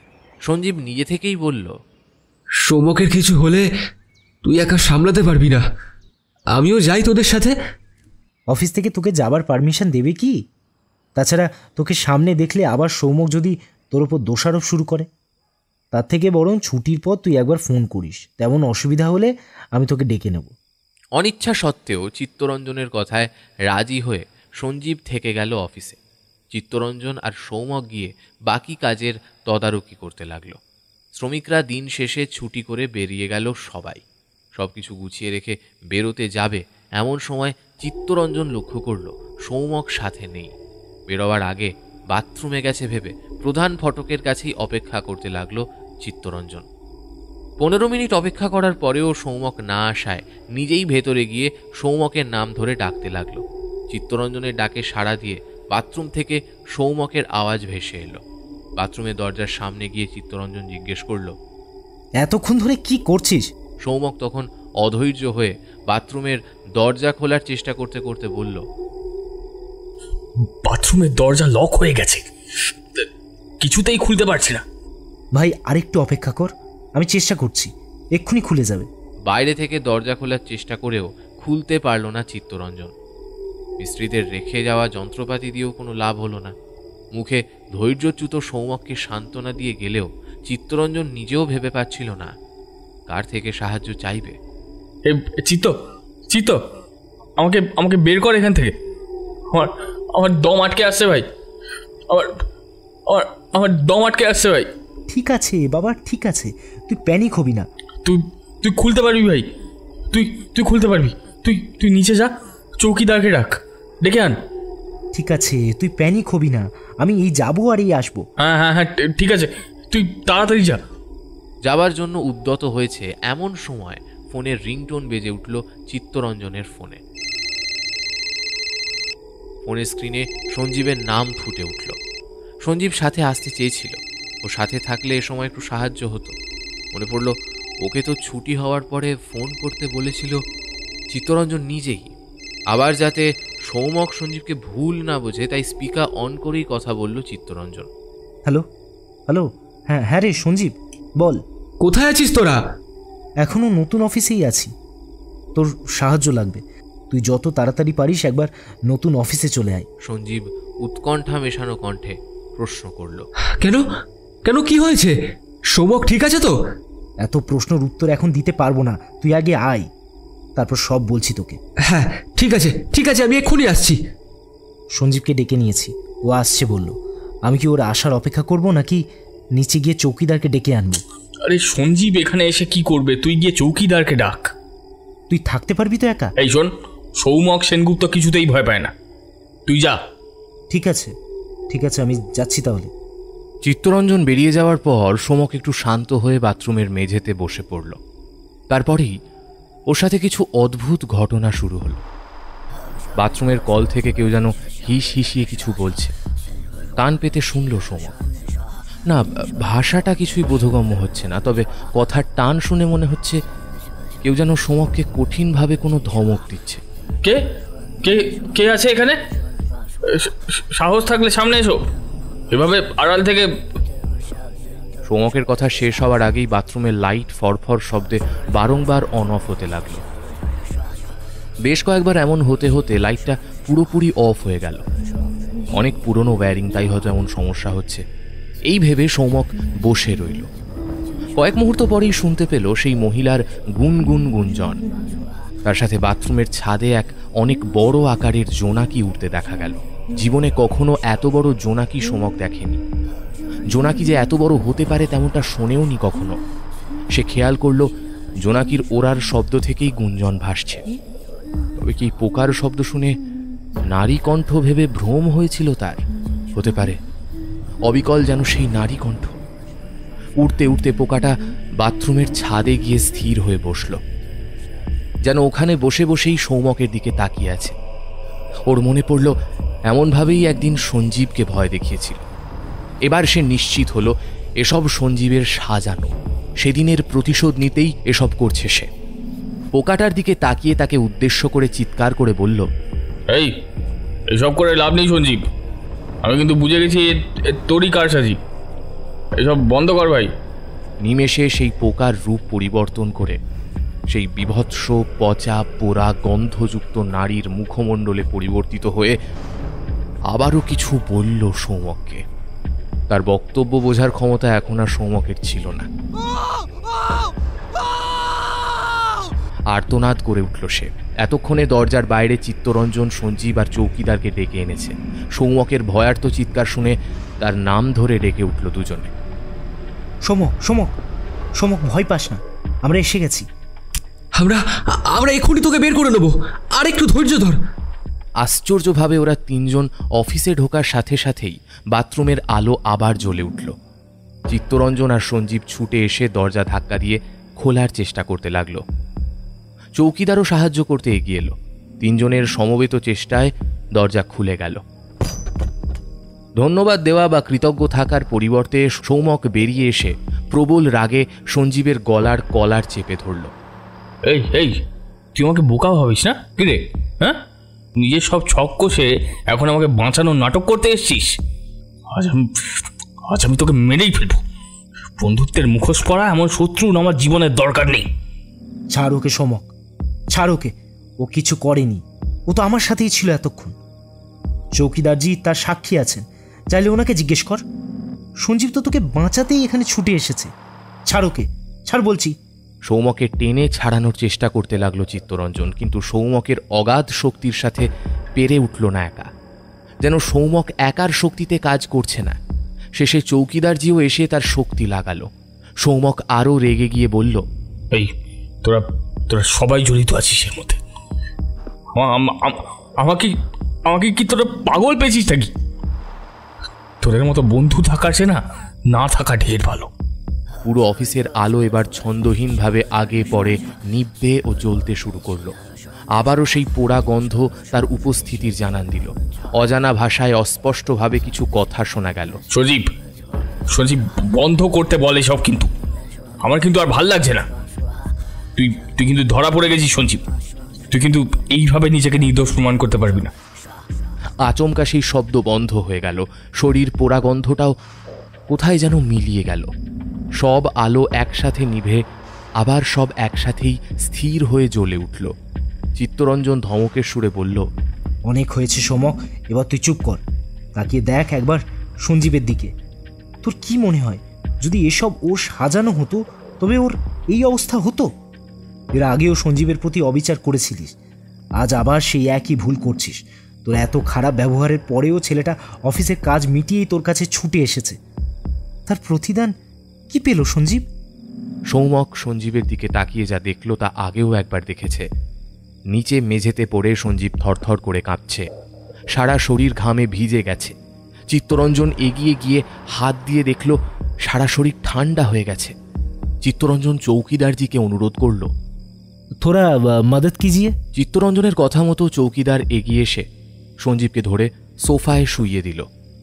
यहाँ किसी के पास कंबल वगैरह कुछ मिलेगा क्या? हमारे पास तो वो सब नहीं है। नीचे एक प्रोफेसर साहब अकेले रहते हैं, उनके पास मिल सकता है, उनसे पूछे क्या? बहुत मेहरबानी होगी। थोड़ा सा तेल के लिए भी पूछ के देखिएगा, अगर मिल जाए तो। ज़रूर देंगे, बहुत बहुत मददगार इंसान है। চৌকিদার চলে যেতেই নিজের শার্ট খুলে ফেলল চিত্তরঞ্জন। সঞ্জীবের ভিজের শার্ট সরিয়ে দিয়ে নিজের শুকনো শার্টটা সঞ্জীবের ঊর্ধ্বাঙ্গ ঢেকে দিল। শুকনো হাতেই সঞ্জীবের হাত পায়ের তলা ঘষতে লাগলো চিত্তরঞ্জন। সৌমকের দিকে তাকিয়ে দেখল সে এক কোণে দাঁড়িয়ে এক নাগারে অসংলগ্নভাবে বলে যাচ্ছে, এসব এসব নিজে থেকে হতে পারে না, এসব কিছু তোদের সাজানো সব। সৌমকেরও সহানুভূতি প্রয়োজন, সে নিজেও খুব দ্বন্দ্বে আছে। চিত্তরঞ্জন বোঝে সবই, কিন্তু এখন কাকে সাহায্য করবে আগে? দুজনেই যে এই অনাত্মীয়ের শহরে তার কাছে একান্ত আপন, এদের মধ্যে একজনকে ত্যাগ করে অন্যজনকে বেছে নেওয়া যে অসম্ভব। কিছুক্ষণ পর চৌকিদারজি একজন সৌম্যদর্শন পুরুষের সাথে অফিসে প্রবেশ করলেন। দীর্ঘাঙ্গী গৌরাঙ্গ মধ্য ৩০-এর অবাঙালি এই বলিষ্ঠ শরীরের অধিকারীর সাথে চিত্তরঞ্জনের মনে গাঁথা প্রফেসরের চেহারার সাদৃশ্য থেকে বৈচিত্র্যই বেশি। চেহারা যাই হোক না কেন, এখন ওনার সাহায্য দরকার। ওনাকে দেখে চিত্তরঞ্জন উঠে দাঁড়িয়ে নমস্কারের ভঙ্গিতে বলল, নমস্তে, আপকি বহুত মেহরবানি, আপ মদদ কে লিয়ে আয়ে। নমস্তে। উনি তো এখনো কাঁপছেন, আপনার একটু সাহায্য করে ওনাকে আমার ফ্ল্যাটে নিয়ে চলুন। কিন্তু আপনার কিন্তু এখনো আপনার বন্ধুকে বিপদের দিকে ঠেলে দেবে, একটু হাত লাগান প্লিজ। বলবীর জি, চাদর নিচে বিছা কে থোড়া মদদ কিজিয়ে প্লিজ। প্রফেসরের সম্বোধনে বুঝতে বাকি রইল না চৌকিদারের নাম বলবীর। নিজের থেকে আর্থিকভাবে কম প্রভাবশালীর সাথেও এত সম্মানের সাথে কথা বলার বাচনভঙ্গি চিত্তরঞ্জনকে তার প্রতি খুবই আকর্ষিত করল। একেই বলে হয়তো প্রকৃত শিক্ষার প্রভাব। পরিস্থিতির চাপে এতক্ষণ যে নিজে সে চৌকিদার বলে সম্বোধন করছিল, তার জন্য নিজের ওপরই একটু লজ্জিত হলো নিজে। আর একটা ব্যাপার অস্বাভাবিক হলেও খুব আকর্ষণ করল, প্রফেসর সাহেবের বাংলায় সুন্দর ও সাবলীল বাচনভঙ্গি। চেহারায় এটা স্পষ্ট উনি বাঙালি নন, তবু কি স্পষ্ট উচ্চারণ বাংলায়। বিছানার চাদর স্ট্রেচারের মতো ব্যবহার করে চিত্তরঞ্জন আর চৌকিদার কম্পনরত সঞ্জীবকে তুলে আনলো নিচে প্রফেসর সাহেবের ফ্ল্যাটের বিছানায়। আলমারি খুলে দুটো মোটা কম্বল বের করে দিলেন উনি। সেটা ভালো করে জড়িয়ে দিতে দিতে একটু গরম তেল চেয়ে নিল চিত্তরঞ্জন প্রফেসরের থেকে। তেল এনে প্রফেসর নিজেও সঞ্জীবের তালুতে মালিশ করতে বসে গেলেন। কিছুক্ষণ এভাবে মালিশের পর সঞ্জীবের কাঁপুনি কমল। সঞ্জীবকে নিয়ে বিপদ একটু হলেও কমেছে ভেবে চিত্তরঞ্জন একটু নিশ্চিন্ত হল। दूसरा साहब नहीं आए क्या? বলবীরজির কথায় টনক নড়ল চিত্তরঞ্জনের। এতক্ষণ সঞ্জীবকে নিয়ে ব্যস্ত হয়ে সৌমকের কথা তো ভুলেই গিয়েছিল চিত্তরঞ্জন। এদিক ওদিক চোখ বুলিয়ে আবার ওপরের অফিসে ছুটে গেল চিত্তরঞ্জন আর তার এক বন্ধুর সন্ধানে। একটু খোঁজার পর সৌমককে উদ্ধার করা গেল এক জানলার সামনে দাঁড়ানো অবস্থাতে। সৌমক, তুই একা কি করছিস সেখানে? নিচে চল, সঞ্জীব একটু সুস্থ হলেই আমরা বের হয়ে যাব। জানলা থেকে চোখ না সরিয়েই সন্দেহজনকভাবে হেসে সৌমক উত্তর দিল, ও আমাকে না মেরে এখান থেকে যাবে না, বিশ্বাস না হলে মিলিয়ে নিস। সঞ্জীব আমাদের বন্ধু, ও তোকে অকারণে মারতে যাবে কেন? কারণটাই তো জানি না। তুই অহেতুক সন্দেহ করে নিজেও কষ্ট পাচ্ছিস আর আমাদেরও কষ্ট দিচ্ছিস। যা কিছু হচ্ছে তার প্রকৃত কারণ আমারও অজানা, তবে এটা বলতে পারি এর সাথে সঞ্জীবের কোনো যোগ নেই। লাইটের ব্যাপারটা ঘটার সময় তো দেখলি সব কিছু। সঞ্জীব তো নিজেই তখন আতঙ্কিত, সে নিজে এসব কি করে করবে? ওটাই তো ওর চালাকি। দেখতে নিপাত সাদা সিধে হলেও আদতে ওরকম নয়। ওই দেখ ওর পাঠানো লোক এখনো আমাকে ভয় দেখানোর চেষ্টা করছে। ওই মহিলা এখনো দাঁড়িয়ে আছে ওখানে। প্রতি রাতে ঠিক 2টোর সময় সেইখানে এসে গুনগুন করে গান করে। এগুলো সব তোর ভ্রম সৌমক, এর থেকে তোকে বেরোতেই হবে। মাফ করবেন, আমি বিনা অনুমতিতে আপনাদের কথা এতক্ষণ শুনছিলাম। আসলে আমার মনে হলো আপনাকে তখন আমন্ত্রণ জানায়নি বলে আপনি আমাদের ঘরে আসলেন না, তাই আমি এসেছিলাম আপনাকে আমার ফ্ল্যাটে আমন্ত্রণ জানাতে। এখানে এসে ঘটনা তো অন্য মনে হচ্ছে। শ্রমিকবাবু, যা দেখছেন তা মিথ্যে নয়, তবে এর পিছনে আপনার বন্ধুর হাত নেই। আপনারা আসার অনেক আগে থেকেই এসব এখানে ঘটে চলেছে, ভয় পাবেন না। এর জন্য এখানে এর আগেও কিছু লোক মারা গেছেন। আপনি জানেন এ ব্যাপারে? জানি না, তবে বলতে পারেন জানার চেষ্টা করছি। এর সাথে যে প্যারানর্মাল কিছু জড়িত আছে এটা আমি শিওর। আপনি কি প্যারানর্মাল অ্যাক্টিভিটির সাথে যুক্ত? আরে না না, আমি কলেজে কেমিস্ট্রি পড়াই। আমার নাম নভনীত তোমার। আপনার মতো আমিও এসবের কোনো বিশ্বাস করতাম না। তারপর এসব কিছু দেখে শুনে আমার এক স্যারের সাথে কথা বলে অনেক কিছু জানতে পারলাম। ওনার পরামর্শে এই ব্যাপারে পড়া শুরু করলাম। আপনারা চাইলে আমি আপনাকে ওনার কাছে নিয়ে যেতে পারি। ওখানে আপনারা অনেক প্রশ্নের উত্তর পাবেন, আর তার থেকেও বড় কথা, আপনাদের বন্ধুত্ব বেঁচে যাবে। কিছু যদি মনে না করেন তো একটা কথা জিজ্ঞেস করি? অবশ্যই করুন। আপনার নামে এটা স্পষ্ট যে আপনি বাঙালি নন, তবে এত ভালো বাংলা? আসলে বাবার কাজের সূত্রে বেঙ্গলেই বড় হয়েছি। ছোটবেলায় কিছু বছর বাংলাতেও পড়াশোনা করেছি। ইভেন আপনাকে আমার যে প্রফেসরের কথা বললাম, উনি জন্মসূত্রেই বাঙালি। আপনাদের অসুবিধা না হলে আজ রাতের বাকি কয়েক ঘন্টায় এখানেই বিশ্রাম করুন। কাল আমি ছুটি নিয়ে আপনাদেরকে আমার স্যারের কাছে নিয়ে যাব। আরে না না, আপনি ব্যস্ত হবেন না। এত রাতে এতজন গেলে আপনাদের অসুবিধা হবে। দ্যাট ইজ নো, আমি একাই থাকি। আপনাদের তো মনে হয় রাতের খাবারও কিছু হয়নি। আমি কিন্তু এগ আর ব্রেড ছাড়া কিছু দিতে পারবো না। পরদিন সকালে গত রাতের কথা মতো নবনীত, সৌমক সহ চিত্তরঞ্জন আর সঞ্জীবকে সাথে করে নিয়ে চললেন ওনার স্যারের কাছে। ভোর ভোর ফোন করে তাদের সকলের আগমন বার্তা জানিয়ে দিয়েছেন নবনীত। আগমনের হেতু সামনাসামনি গিয়েই জানাবেন। নবনীতের গাড়িতে যেতে পাক্কা 2.5 ঘন্টা সময় লাগল। স্যারের পুত্রবধূ দরজা খুলে অভ্যর্থনা জানালেন। সকাল সকাল এসেছেন ওনারা। প্রাতরাশের ব্যবস্থা করাই ছিল। শ্বশুরমশাইয়ের সাথে সকলের খাবার বন্দোবস্ত করেছেন ওনার পুত্রবধূ। সারা রাত 2 পিস ব্রেড খেয়ে সকলেরই পেটে ছুঁচো দৌড়চ্ছিল। খাবার টেবিলেই নবনীত আলাপ পর্বটা সেরে ফেললেন। ইনি আমার স্যার শঙ্খজিৎ তালুকদার। আগেই বলেছি উনি প্রবাসী বাঙালি। প্রফেসর ভীষণ খুশি হয়ে বললেন, করেছো কি নবনীত? যখন বললে কাল সকালে গেস্ট সহ তোমার আগমন ঘটবে, তখনই ভেবেছিলাম অবাঙালি কেউ হবে। বাড়িতে অতিথি আসছে জেনে আমার বৌমা সকালের খাবারে লুচি আলুর দম অফার করেছিল। অবাঙালির পাতে আলুর দম সহ ফুলকো লুচি তুলে দেওয়া মানে, যাই হোক, নবনীত আছে আমাদের মাঝে, তাই আর কিছু বললাম না। তবে আমি তোমার অর্ধেক তথ্য সরবরাহের কারণে লুচি আলুর দম হতে বঞ্চিত হয়েছি। এটা কিন্তু তোমার ক্ষমা অযোগ্য অপরাধ নবনীত। আরে স্যার, বাঙালি হোক বা অবাঙালি, ভাবির হাতে আলু আর লুচি তো সবাই ফিদা। আমি কি অবাঙালি হয়ে ভালোবাসি না? হ্যাঁ, শুধু নিজেকে নয়, আমাকেও বঞ্চিত করলে। সকলেই সমবেত হয়ে হাসিতে যোগ দিলেন। ঘরে ঢোকার পর থেকেই এইটুকু কথোপকথনে বাকি সকলের বুঝতে বাকি রইল না এদের গুরু শিষ্যের সম্পর্কটা ঠিক কতটা সহজ সরল। একটু ইতস্তত করেও সকলেই একটু করে খেয়ে নিল। খাওয়া শেষে প্রফেসর শঙ্খজিৎ সকলকে একটা আলাদা ঘরে নিয়ে গেলেন। আচ্ছা, এবার বলো তো নবনীত, কি হয়েছে? আপনাকে আগে একবার আমার অ্যাপার্টমেন্টে ঘটা কিছু অস্বাভাবিক ঘটনার কথা বলেছিলাম, মনে আছে? প্রফেসর একটু ভেবে নিয়ে বললেন, হ্যাঁ হ্যাঁ, মনে আছে আমার। তা এখন কি হয়েছে সেটা বলো। নবনীত সৌমককে উদ্দেশ্য করে বলল, আমাদের অ্যাপার্টমেন্ট এনাদের অফিস ভাড়া নিয়েছেন। কাজের জন্য কয়েক রাত এনাকে এই অফিসেই রাত কাটাতে হয়েছে।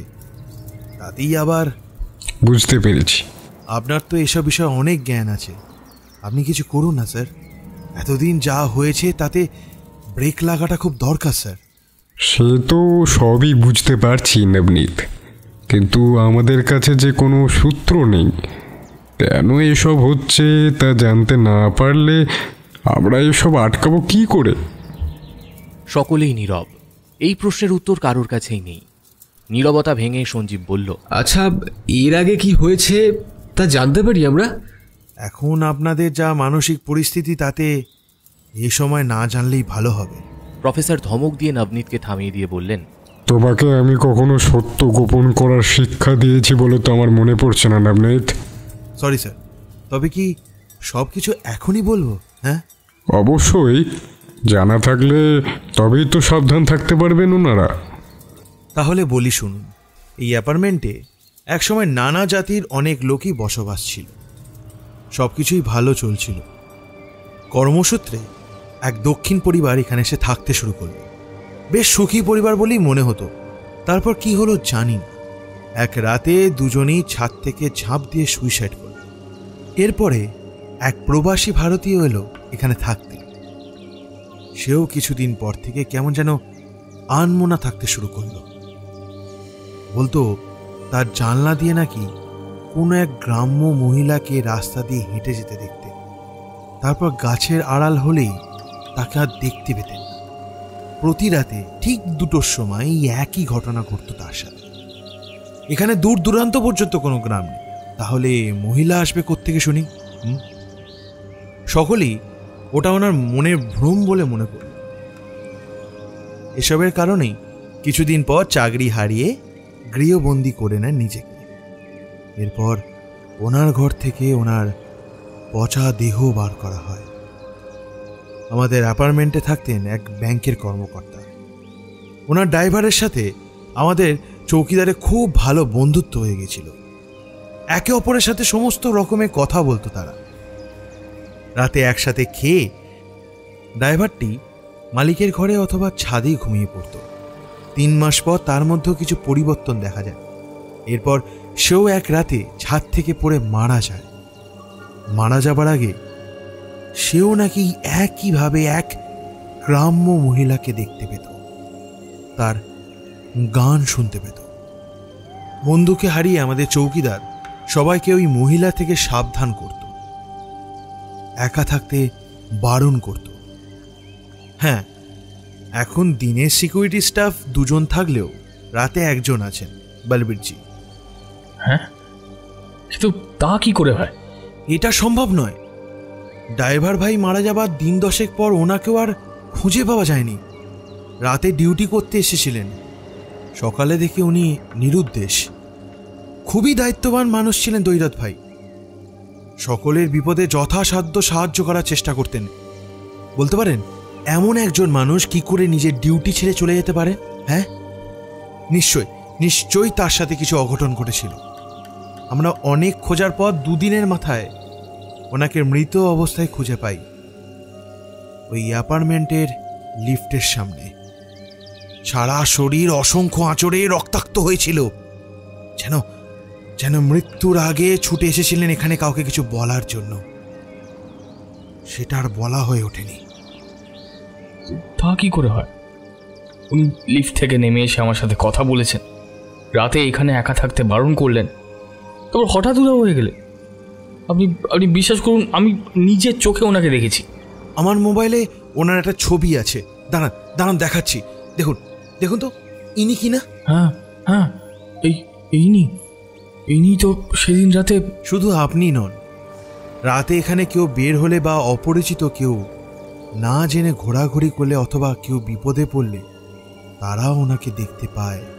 কারোর ক্ষতি করেন না উনি, শুধু সাবধান করে দেন অথবা সাহায্য করার চেষ্টা করেন। উনি মারা যাবার পর থেকে রাত 2টোর পর এখানে লিফট কিছুক্ষণের জন্য ওঠানামা করতে থাকে। ম্যানুয়াল দরজা লোক ছাড়াই খোলা বন্ধ হতে থাকে। নবনীতের কথা আর সৌমকের অভিজ্ঞতা শুনে সকলের মেরুদণ্ড বেয়ে যেন এক হিমেল স্রোত বয়ে যায়। এতদিন তারা এমন ভুতুড়ে গল্প পড়েছে বা পর্দায় দেখেছে, এভাবে এমন সমস্যার সম্মুখীন তাদের হতে হয়নি। এখন কি করণীয় তাদের জানা নেই। এই তো জানলাম কি হয়েছে, এবার কেন হচ্ছে তা জানতে হবে। এই কেনর উত্তর আমাদের খুঁজে বের করতেই হবে। সেই উপায় আপনিই বলুন স্যার। দেখুন, ছোটোখাটো কিছু প্যারানর্মাল অ্যাক্টিভিটির সুরাহা আমি এর আগে করেছি বটে, তবে এমন মৃত্যুর হাতছানি তাতে ছিল না। আমরা পুলিশের কাছে যেতে পারি না? কোনো লাভ হবে না, ওনারা এসব বিশ্বাস করবেন না। অ্যাপার্টমেন্ট থেকে কয়েকজন গিয়েছিল, পুলিশ সব শুনে কোনো ওঝার কাছে ঝাড়ফুঁক করার পরামর্শ দিয়ে ছেড়ে দিয়েছে।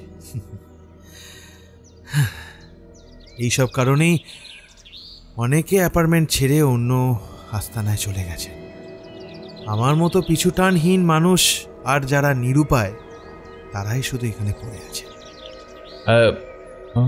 এক মিনিট, আমার একটা কথা মনে পড়ছে। আমার সাথে যেদিন দাইরাত ভাইয়ের দেখা হয়েছিল সেদিন উনি আমাকে কিছু একটা রাজ, মানে গোপনীয় কিছু একটার ব্যাপারে বলছিলেন। আচ্ছা, এমন নয় তো যে উনি এই বিষয়ে গোপন কিছু জেনে ফেলেছিলেন বলে ওনাকে সরিয়ে দেওয়া হলো? অস্বাভাবিক কিছুই নয়, তবে সত্যিটা তো একমাত্র উনিই আমাদের জানাতে পারেন, তাই না? উনি যখন একবার সৌম্যকের সামনে এসেছিলেন তবে তো আবারও আসতে পারেন। হ্যাঁ, সে তো আসতেই পারেন, কিন্তু সমস্যা হচ্ছে সময় নিয়ে। ওনার ইচ্ছা মতো সময় আসলে তো চলবে না। মিস্টার সৌম্যকের উপর বেশ কিছুদিন ধরে কি উদ্দেশ্যে সেই অশরীরী নজর রেখে চলেছে সেটা যথাসম্ভব তাড়াতাড়ি জানতে হবে, কারণ জানতে পারলে তবেই আমরা তাকে নিবারণ করার উপায় সন্ধান করতে সক্ষম হব, নচেত নয়। আপনি তো এর আগের কিছু প্যারানর্মাল অ্যাক্টিভিটির সাথে যুক্ত ছিলেন। এমন কোনো উপায় আপনি বলুন না যাতে আমরা দৈরত ভাইয়ের সাথে যোগাযোগ করে সাহায্য চাইতে পারি। দেখুন, এটা তো আসলে অনেক বড় একটা বিষয়, সকলের দ্বারা এইসব কাজ হয় না। তবু যদি বলেন তো বিদেশি উপায়ে প্ল্যানচেট করে কোনো নির্দিষ্ট আত্মাকে আহ্বান করার রীতি প্রচলিত আছে বটেই দুনিয়াতে। তবে তবে বাধা কোথায়? আসলে এইসব কাজের জন্য একজন মাধ্যম বা মিডিয়ামের দরকার হয়। একটু বুঝিয়ে বলি, শুনুন। প্ল্যানচেট করার পক্ষে আজকের রাতের সময় প্রশস্ত। যা যা সরঞ্জাম লাগবে তাও আমার কাছেই আছে, এবং এর নীতি নিয়ম আমার জানাই আছে। এখন এই কাজের জন্য লাগবে বিজোড় সংখ্যক কিছু মানুষ। তার মধ্যে এমন একজনকে থাকতেই হবে যার শরীরে সহজেই সেই আত্মা প্রবেশ করতে পারবে। এমন মানুষ এই মুহূর্তে কোথায় খুঁজে পাবো আমি? আর তাছাড়া যার শরীরে আত্মা প্রবেশ করবে তার পক্ষেও বেশ কষ্টদায়ক হবে পুরো প্রক্রিয়াটা। তাই এসব কাজে সহজে কেউ সহযোগিতা করতে এগিয়ে আসবে বলে তো আমার মনে হয় না। এর আগে কখনো কারো শরীরে আত্মার প্রবেশ ঘটেছে এমন কারোকে পেলে কাজ হতে পারে? কাজ হতে পারে মানে কি বলছেন মশাই? কাজ হবে মানে আলবাত হবে, কিন্তু সে আদৌ রাজি হবে কিনা সেটাই তো সব থেকে বড় প্রশ্ন। সে রাজি, আপনি প্রস্তুতি শুরু করুন। আমার জন্য সে কেন বিনা সাথে এত কষ্ট সহ্য করবে? সে কে? সে? তুই তাকে সব না জানিয়ে তার ব্যাপারে এত নিশ্চিন্ত হচ্ছিস কি করে? আমাদের তার কাছে নিয়ে চল, আমরা তার সাথে কথা বলবো।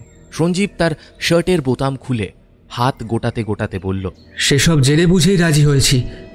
কথা শেষ করেই নিজের বাহু থেকে একটা তাবিজ টেনে খুলে ফেলে সামনের টেবিলে রাখল সঞ্জীব।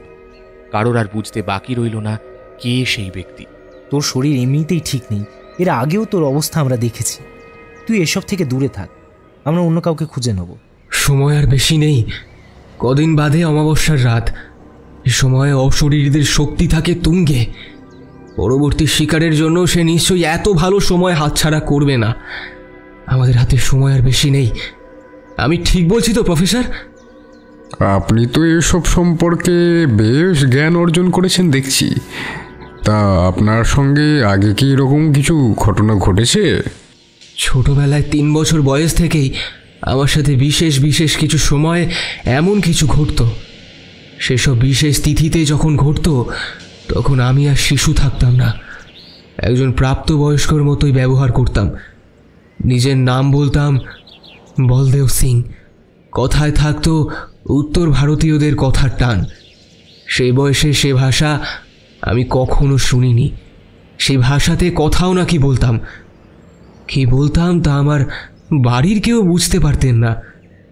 প্রথম আমার বাড়ির লোকেরা এসব আমার শিশু মনের খামখেয়ালি মনে করলেও পরে তাদের ভ্রম ভাঙে। আমার ঠাকুমা আমাকে এক পীর বাবার কাছে নিয়ে যান। ওনার তাবিজ ধারণের পর থেকে আর এমন কিচ্ছুটি ঘটেনি। তবে কি? আমি তার পরেও মাঝে মাঝেই কোনো এক অজানা ভাষায় কারোর ফিসফিসানি শুনতে পাই। ভাষা বুঝতে পারি না, কথার টান কিছুটা হরিয়ানার লোকেদের মতো। শুধু ওই কথার টোনটা বুঝতে পারি। সে যেন আমাকে কিছু বলতে চায়। এই কথা আমি এর আগে কখনো কাউকে বলিনি, আজ প্রথম বলছি আপনাকে। আমার বাড়ির সকলের আমার এখানে এসে চাকরি করাতে আপত্তি ছিল, আমি সেই কণ্ঠের বক্তব্য বুঝতে চেয়েই এখানে ছুটে এসেছি। এই হরিয়ানার মাটিতে আমারও কোনো রহস্য নিশ্চয়ই লুকিয়ে আছে। এসব কথা আগে বলিসনি কেন আমাদের? এসব কথা জানলে সেদিন সৌমক নিশ্চয়ই তোর ভয় নিয়ে মজা করতো না। এসব কথা কজন বিশ্বাস করবে? সৌমকও তো বিশ্বাস করছিল না। স্যার স্যার আমরা কি তাহলে আজ রাতেই বসতে পারি? সে তো বসতেই পারি। তার আগে একটা কথা বলে রাখি, এতদিন এই তাবিজের ফলে আপনার কোনো ক্ষতি হয়নি। এবার এই তাবিজ খোলা মানে আর কোনো সুরক্ষা কবচ থাকছে না। তাই এ সময়ে যদি দৈরথ ভাইয়ের আত্মার আগে ছোটবেলার সেই আত্মা মিস্টার সঞ্জীবের শরীর দখল করে, তবে হিতে বিপরীত ফল হয়ে যাবে। এমনকি ওনার জীবন নিয়েও টানাটানি হতে পারে। না, সঞ্জীবের জীবনের ঝুঁকি নিয়ে আমি বাঁচতে চাই না। এমন কিছু করতে হবে তাতে আমার যা হওয়ার তাই হবে। শেষমেশ নিজে বাঁচতে বন্ধু হত্যা করতে আমি পারবো না। আর কোনো উপায় নেই, সময়ও নেই আমাদের হাতে। আমার বৌদির পরিবারের ঘটনা তোর মনে আছে তো? এমন কিছু কিন্তু করিস না। ভরসা রাখ, ভরসা রাখ, পালিয়ে যাব না। আমার তরফ থেকে যতটা সুরক্ষা দেওয়া সম্ভব তার চেষ্টা আমি অবশ্যই করব, এই বিষয়ে নিশ্চিন্ত থাকতে পারেন। কিন্তু আমি শুধু সম্ভাবনার কথা বললাম। এমন হবার সম্ভাবনা যদিও খুব কম, তবু আমরা এটাকে উপেক্ষা কোনো মতেই করতে পারি না। আমার মতে আজ রাতে আগে আমরা দেখি কি হয়, তারপর পরবর্তী পদক্ষেপ ভাবা যাবে। আরও কিছুক্ষণ তর্ক বিতর্কের পর সকলে রাজি হলো প্ল্যান চেটের জন্য। কথা মতো প্ল্যান চেটে বসল প্রফেসর সহ নবনীত, সৌমক, চিত্তরঞ্জন ও সঞ্জীব। বেশ কিছুক্ষণ আহ্বানের পর সঞ্জীবের শরীরের পরিবর্তন লক্ষ্য করা গেল। নবনীত ও প্রফেসরের সাধারণ কিছু প্রশ্নের উত্তরের মাধ্যমে নিশ্চিত হওয়া গেল দৈরথ ভাইয়েরই আগমন ঘটেছে সঞ্জীবের শরীরে। সকলে এক প্রকার স্বস্তি পেল। তবু যতক্ষণ না পর্যন্ত সব কিছু শেষ হয় ততক্ষণ একটু হলেও ঝুঁকি থেকেই যায়। দৈরথ ভাই, আপনি সেদিন বলেছিলেন কিছু রাজ আছে, যা রাজ থাকাই ভালো। আজ সেই রাজ আমরা জানতে চাই। জানি সেটা আপনি আমাদেরকে জানাতে চান না, চাইলে সেদিনই সবটা খুলে বলতে পারতেন। এখন এটা কারোর মৃত্যুর কারণ হতে পারে। দৈরথ ভাই, একবার সামনে আসুন, কথা বলুন আমাদের সাথে। কিছুক্ষণ সব চুপচাপ। তারপর সঞ্জীবের হাতের ধরা পেন্সিল চলতে শুরু করে। কিছু অক্ষর নির্দেশ করল। সেটা একসাথে করলে একটা নাম হয়, রামলাল। রামলাল? রামলালটা আবার কে? কোথায় পাবো ওনাকে? আবার কিছু অক্ষরের ওপর গিয়ে থামল সঞ্জীবের পেন্সিল, যা একসাথে করলে হয় উমারপুর। আমি হয়তো জানি, আমাদের বলবীর সেখানে থাকে। খুব ছোট দরিদ্র গ্রাম, হাতে গোনা পরিবারের বাস ওই ছোট্ট এলাকায়। আমার ছাত্রকে জিজ্ঞেস করলে সমস্ত তথ্য পেয়ে যাব। তাহলে তো ওনার কাছ থেকে সব জানতে পারবো। এবার তবে দৈরথ ভাইয়ের যাবার ব্যবস্থা করি। হ্যাঁ স্যার, এটা তো খুবই দরকার। শেষের সমস্ত আচার শেষ করার পর সঞ্জীবের নিস্তেজ শরীর মাটিতে লুটিয়ে পড়ল। সকলে এবার একটু হাত লাগান, ওনাকে ঘরে নিয়ে গিয়ে শোয়াতে হবে। ওনার জ্বর আসতে পারে। আসলে ওনার ওপর দিয়ে খুব ধকল গেল তো। তবে ভয়ের আর কিছুই নেই, বিপদ আপাতত কেটেই গেছে।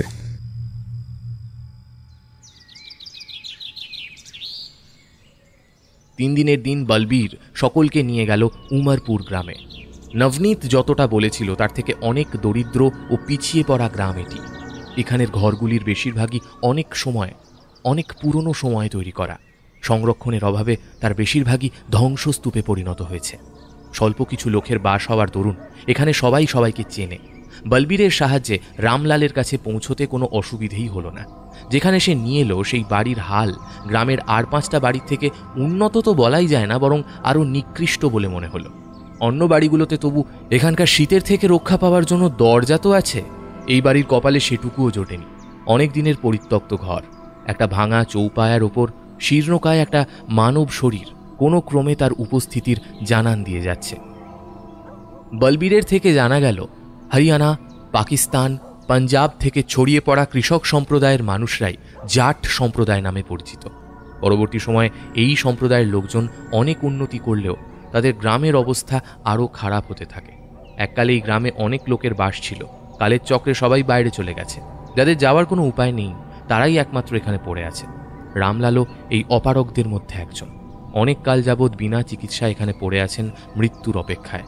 গ্রামের সুসময় নাকি এই গ্রামের চৌধুরী ছিলেন। ওনার ভয় নাকি বাঘে মানুষে এক ঘাটে জল খেত। আজ সেই মানুষটার শরীর হাজার রকমের পোকার দংশনে জর্জরিত হয়ে আছে। সকলে একসাথে ঘরে প্রবেশ করে রামলালের সামনে দাঁড়াতেই বৃদ্ধের চোখ দুটো একবার সকলকে দেখে চেনার চেষ্টা করল। সৌমকের ওপরে চোখ এসে যেন আটকে গেল বৃদ্ধের, যেন বহু যুগ ধরে সৌমকের অপেক্ষায় বসে আছেন তিনি। খুশিতে চোখে জল চলে এলো বৃদ্ধ রামলালের। হাত বাড়িয়ে ডেকে নিলেন সৌমককে। সৌমক এগিয়ে ওনার কাছে গিয়ে দাঁড়ালো। মৃদু কণ্ঠস্বরে কি যেন বললেন। কেউ কিছু বুঝতে পারল না, এমনকি বলবীরও না। সকলে ওনার কথা বোঝার চেষ্টা করতে ওনার দিকে তাকিয়ে আছে। সেটা বুঝে রামলাল আবার একবার সকলের ওপর নজর বোলাতে গিয়ে আঁতকে উঠলেন সঞ্জীবকে দেখে। ভীষণ ভয় পেয়ে গেলেন যেন। সৌমককে যথাসম্ভব নিজের কাছে টেনে নিয়ে বিছানাতেই ভয়ে কুঁকড়ে গেলেন। ওনাদের ভাষায় জড়ানো কণ্ঠে বলে উঠলেন, চলে যাও বলতে, চলে যাও। কেন এসেছো এখানে? তোমার সাথে আর আমাদের কারোর কোনো সম্পর্ক নেই। চলে যাও, চলে যাও। আমার কর্তারের থেকে দূরে চলে যাও। অনেক অপেক্ষার পর কর্তার ফিরেছে, আর ওকে তোমার নোংরা ষড়যন্ত্রের শিকার হতে দেব না। চলে যাও, চলে যাও, চলে যাও। উপস্থিত সকলের কেউই এমন পরিস্থিতির জন্য প্রস্তুত ছিল না। কি করবে কেউই বুঝতে পারল না। আমি আমি আমি কি করলাম? তুই কিছু করিসনি। মনে হয় অন্য কারোর সাথে তোকে গুলিয়ে ফেলেছেন। বয়স্ক মানুষ, কিছু মনে করিস না, চল আমার সাথে। মানসিকভাবে ভেঙে পড়া সঞ্জীবকে ওই স্থান থেকে টেনে নিয়ে বাইরে চলে গেল চিত্তরঞ্জন। বাকিরা সকলে বৃদ্ধ রামলালকে নিয়ে ব্যস্ত হয়ে পড়ল। আশেপাশের লোকেরাও ছুটে এলো। বলবীরের সাথে আসা শহরের বাবুদের দেখে রামলাল বলদেও আর কর্তারের নাম উল্লেখ করেছেন। একথা ছড়িয়ে পড়তেই গ্রামের সকলেই ছুটে এলো রামলালের ঘরে। উত্তেজিত রামলালকে শান্ত করার চেষ্টায় প্রবৃত্ত হলো সকলে। শেষে সে ছটফট করতে শুরু করলে বলবীর ওদের ভাষায় বলল, আপনারা আজ চলেই যান। উনকি তবিয়ত ঠিক হয়ে গেলে আমি খবর পাঠাবো, তখন আসবেন। এতদিন কাজকর্ম বাদ দিয়ে এতগুলো মানুষের এদিক ওদিক ছোটার ফলাফল শূন্য। রামলাল নামক যে একটা আশার আলো দেখা গিয়েছিল তা যেন আলেয়া হয়েই থেকে গেল। বলদেও আর কর্তার নাম দুটো ব্যতীত আর কিছুই পাওয়া গেল না। গ্রামের বাকিদের কারোর কাছেই এদের ব্যাপারে কোনো তথ্য পাওয়া গেল না। অগত্যা সবাই নিজের কাজে মনোনিবেশ করার চেষ্টা করতে লাগল। এখনও সৌমক সেই একই মহিলার ভয়াবহ চেহারা দেখে প্রতি রাতেই চিৎকার করে ওঠে। এখন তো এমন স্বপ্নের ভয়ে সে ঘুমোতেও ভয় পায়। রাতের পর রাত না ঘুমিয়ে সৌমকের মাথা এখন আর সঠিকভাবে কাজ করে না। সৌমকের শুধু কাজ নয়, কথাবার্তার ধরনেরও পরিবর্তন হয়ে গেছে গত কয়েকদিনে। অসংলগ্ন কথা এবং ব্যবহারের দরুন অফিস থেকেও সৌমককে কিছুদিন ছুটি নিতে বলে দিয়েছেন। এখন চিত্তরঞ্জন অফিসে থাকলে সৌমক একাই থাকে ফ্ল্যাটে। সৌমকের দাদা ভাইকে বাড়িতে নিয়ে যেতে চেয়েছিলেন, কিন্তু সৌমক কিছুতেই রাজি হয়নি। ছোট থেকেই ভাইয়ের জেদের ব্যাপারে অবগত দাদা আর জোর করেননি। তার কর্মজগতে ফেরার তাড়ায় ফিরে গেছেন তিনিও সস্থানে। ওদিকে পীর বাবার দেওয়া মাদুলি খোলার পর থেকেই পরিবর্তন এসেছে সঞ্জীবের জীবনেও। বিশেষ বিশেষ সময়ে শুনতে পাওয়া সেই অস্ফুট শব্দ যেন দিন দিন আরও স্পষ্ট থেকে স্পষ্টতর হচ্ছে। ভাষা অজানা হলেও এখন যেন এই ভাষা তার খুব আপন মনে হয়। এক নারী কণ্ঠের কলতান যেন শুনতে পায় সঞ্জীব। এই কণ্ঠ যেন তার বহু পরিচিত কোনো আপনজনের। কিছু স্মৃতি এখন তার মস্তিষ্কে ঘোরে, যেখানে সে নিজেকে ধুতি কুর্তার পাগড়ি পরে এক ঘাগরা চলি পরা মেয়ের সাথে মাঠের ধারে ঘুরতে দেখে। তবে শত চেষ্টা করেও মেয়েটার মুখটা মনে করতে পারে না। তা সব সময় ঘোমটা টানা অবস্থাতেই দেখে। আশেপাশে কখনো কিছু গবাদি পশুর দেখা পায়, কেন নিজেকে এই সাজে দেখে তা বুঝতে পারে না। সাথের মেয়েটাকে হতে পারে তাও বুঝতে পারে না, তবে সমস্তটা এতটাই স্পষ্ট যেন কদিন আগেই ঘটেছে। স্বপ্ন আর বাস্তবের মধ্যে ফারাক করা এখন মুশকিল হয়ে পড়েছে সঞ্জীবের। দুই বন্ধুকে এমন মানসিক যন্ত্রণায় দেখে সব থেকে বেশি কষ্ট পাচ্ছে চিত্তরঞ্জন। বারে বারে ছুটে যাচ্ছে সে, কখনো মনোবিদের দ্বারে তো কখনো প্রফেসরের কাছে, একটু সাহায্যের আশায়। ওদের তিন বন্ধুর কষ্ট দেখে নবনীত সাহায্য করতে চাইলেও তার তো কোনো উপায় জানা নেই। তাকে ট্রেনিংয়ের জন্য বাইরে যেতে হবে কিছুদিনের জন্য। এমতাবস্থায় আবার এক আশার কিরণ হয়ে বলবীরের ফোন এলো। রামলাল নাকি ওদের সকলকে ডেকেছেন। বলদেও আর কর্তারের ব্যাপারে কিছু তথ্য দিতে চেয়েছেন। নবনীত সকলকে ফোন করে রামলালের কাছে যেতে বলল। তাদের কথোপকথনের বঙ্গানুবাদ করলে এরকম দাঁড়ায়। বলো রামলাল, তুমি কি জানতে চাও? ছোটবেলার স্মৃতি বিষয়ে বলছি। কৃষিকাজ করে জীবিকা নির্বাহ করা জাট সম্প্রদায়ের অংশ ছিল কর্তার আর বলদেও।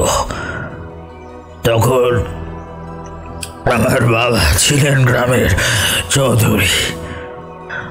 গ্রামের ছেলে মেয়েদের বিয়ের ব্যাপারে শিখ এবং হিন্দু জাতদের মধ্যে কিছু নিয়ম নির্দিষ্ট করা ছিল। কোনো পুরুষ এমন কোনো মহিলাকে বিয়ে করতে পারবে না যদি তার 4 দাদু ঠাকুমার মধ্যে কেউ নিজের মতো একই বংশ থেকে আসে। কেউ এই নিয়মের বিরুদ্ধ আচরণ করলে তার জন্য বরাদ্দ ছিল সমাজের মুখপাত্রদের নির্দিষ্ট করা কঠিন শাস্তি। কখনো কখনো সেই শাস্তি কারোকে নৃশংসভাবে হত্যা করতেও পিছু পা হতো না। আরো অবাক করা ব্যাপার হলো, নিয়ম নির্দিষ্ট করার সময় এমন হতো যে আপনজনের প্রতি আপনজনেরাই এমন নৃশংস শাস্তি ঘোষণা করত। সামাজিক নিয়ম রক্ষার থেকে বড় কর্তব্য তাদের আর কিছুই নেই। আমার একমাত্র ছোট বোন পেয়ারি মন দিয়ে বসেছিল বলদেওকে। বলদেও নিজেও যে পেয়ারির প্রতি আকৃষ্ট ছিল না তা নয়, এমন ইচ্ছার ফলাফল ভেবে নিজের আবেগ লুকিয়ে রাখত বলদেও। গবাদি পশু চড়াতে গিয়ে মাঠে কিছুক্ষণ একসাথে কাটানো সময়গুলো দুজনের মনের সাধের সত্যতা নীরব থেকেও একে অপরের সামনে খোলাসা করে দিত। ওদের হাব ভাব একে অন্যকে শব্দ ছাড়াই মনের কথা জানিয়ে দিত। কথাতেই বলে, গন্ধ আর প্রেমের প্রকাশ কেউ না করলেও তারা নিজ চরিত্রের কারণেই প্রকাশ হয়ে যায়। আমাকে আর কর্তারকে সকলে অভিন্ন হৃদয় বন্ধু বলেই জানত। কর্তার সিং একদিন কথা বলতে বলতে তার প্রিয় বন্ধুর সুন্দরী বোনের জন্য বিয়ের প্রস্তাব দেয়। তাদের বন্ধুত্ব আত্মীয়তার নাম পেতে পারে। প্রিয় বন্ধু আমার পরিবারের অংশ হতে পারে এই ভেবেই খুশি ছিলাম আমি। বাবাকে এই প্রস্তাব জানানোর সাথে সাথে দুই পরিবারেই খুশির হাওয়া বইতে শুরু করে। সামাজিক সমস্ত নিয়ম মেনে কর্তার পিয়ারের সম্বন্ধে কোনো বাধা ছিল না। বাধা ছিল শুধু পিয়ারির মনে। দিন রাত পিয়ারি প্রার্থনা করতেও যেন এই বিবাহ বন্ধনে তাকে আবদ্ধ না হতে হয়। পিয়ারির প্রার্থনা অগ্রাহ্য করে বিয়ে হয়ে যায় কর্তারের সাথে। বলদেও জানতেও পারে না পিয়ারির মনে কি ছিল। আর 5টা মেয়ের মতো ভালোবাসা ভুলে স্বামীর সাথেই সংসার ধর্ম পালন করছিল পিয়ারি। সে সন্তান সম্ভব হওয়ার কথা জানার পর আরো একবার আনন্দ বন্যা বয়ে যায় সকলের মনে। কিন্তু এবারে আর এই আনন্দ বেশি দিন স্থায়ী হতে পারে না। বিহারি নিখোঁজ হয়ে যায়। করতার ভেঙে পড়ে, খুব কান্নাকাটি শুরু করে। বলদেহের সাথে বিহারির বিবাহ বহির্ভূত সম্পর্কের কথা জানায়। সে নাকি নিজের চোখে সব দেখেছে। এছাড়াও কিছু প্রত্যক্ষদর্শীর বয়ানও ছিল প্রমাণ। বিহারিকে বলদেহ কোথাও লুকিয়ে রেখেছে। এই সন্দেহে বলদেহকে মারধর করে প্রাণে মেরে ফেলে গ্রামের সকলে।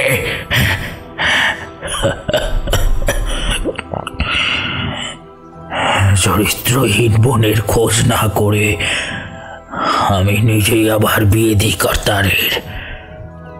বোনের পাপের প্রায়শ্চিত্ত করতে গ্রামের চৌধুরী সহ বাকি সব গণ্যমান্য ব্যক্তিরা মোটা অঙ্কের জরিমানাও ধার্য করেন। আমার পরিবারকে বঞ্চিত হতে হয় গ্রামের চৌধুরী পদ থেকে।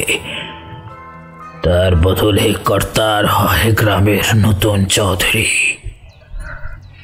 তাহলে কি দেখতে পাওয়া মহিলা পিয়ারি? প্রাথমিকভাবে তাই তো মনে হচ্ছে। তবে উপায়? আজ রাতে আমরা যাব সেই গাছের তলায়। আমিও কথা বলবো ওর সাথে, জানতে চাই ও কেন এমন কাজ করলো। আপনার শরীর দেখে তো মনে হচ্ছে আপনার শরীর খুব খারাপ। এইসবের জন্য শরীরে খুব ধকল হয়। আপনি সেই ধকল সহ্য করতে পারবেন না। তবে আমাকে নিয়ে চলুন, আমি সামনে যাব না। দূর থেকে শুনবো শুধু। মৃত্যু পথযাত্রীর কিসের ভয়?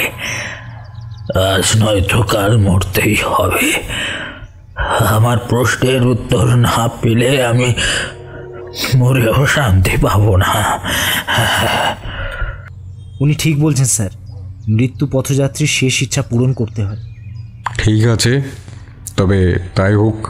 এটা কিন্তু অনেক বড় রিস্ক হয়ে গেল। গ্রামের লোকেরা জানতে পারলে আমাদের মেরে পুঁতে দেবে। জানি, তবে এই রিস্ক আমাদের নিতেই হবে। এছাড়া যে আর কোনো উপায় নেই। দৈরত ভাই রামলালের নাম বলেছিল, সে তো বলতে পারলো না পিয়ারি কি চায়। এবার যদি রামলাল দেখে কিছু বলে। সৌমক মুখে কিছু না বললেও সব কিছুতে একটু বিরক্ত হতে লাগলো। ঠিক রাত 2টোর সময় আবার সেই গুনগুন শুরু হলো, সাথে সেই গন্ধ। রামলালের খাটিয়া গাছতলায় রেখে সকলে আড়ালে চলে গেল। এবার সকলকে অবাক করে পিয়ারি তার ভাষায় যা বলল তার বাংলা হলো, এত বছর পর বোনের কথা মনে পড়ল। চরিত্রহীন মেয়ের সাথে সম্পর্ক রাখা আমাদের সংস্কার বিরুদ্ধ। আমি চরিত্রহীন নয় দাদা, সত্যিটা তোমাকে জানাবো বলে এতদিন আমি ঘুরে বেড়াচ্ছি। তোমাকে সত্যি না জানালে যে আমার মুক্তি নেই দাদা। কি আর বলবি নতুন করে? সকলে জানে কর্তারকে বিয়ে করেও আমি শুধু বলদেওকেই ভালোবাসতাম। সত্যিটা অনেকেই জানে না। বলদেওকে বড় ভাইয়ের মতোই আমার ভালো লাগতো। ওর সাথে কথা বলতে, সময় কাটাতে খুব ভালো লাগতো। তা বলে ও আর আমি প্রেম করছিলাম না। কথা হলেই বলদেও আমাকে কর্তারের কথা বলতো। ও চাইতো যে আমি কর্তারকে বিয়ে করি। একদিন বলদেওয়ের গরু আমাকে শিং উঁচিয়ে তাড়া করে। দৌড়তে গিয়ে পিছল নদীর পাড়ে পা পিছলে পড়ে যাই আমি। বলদেও আমাকে নদী থেকে তুলে আনে। ততদিনে আমিও কর্তারকে মনে মনে পছন্দ করতে শুরু করেছিলাম। বলদেওর হাতে কর্তারের পাঠানো এক জোড়া নুপুর সেদিন জলে পড়ে যায়।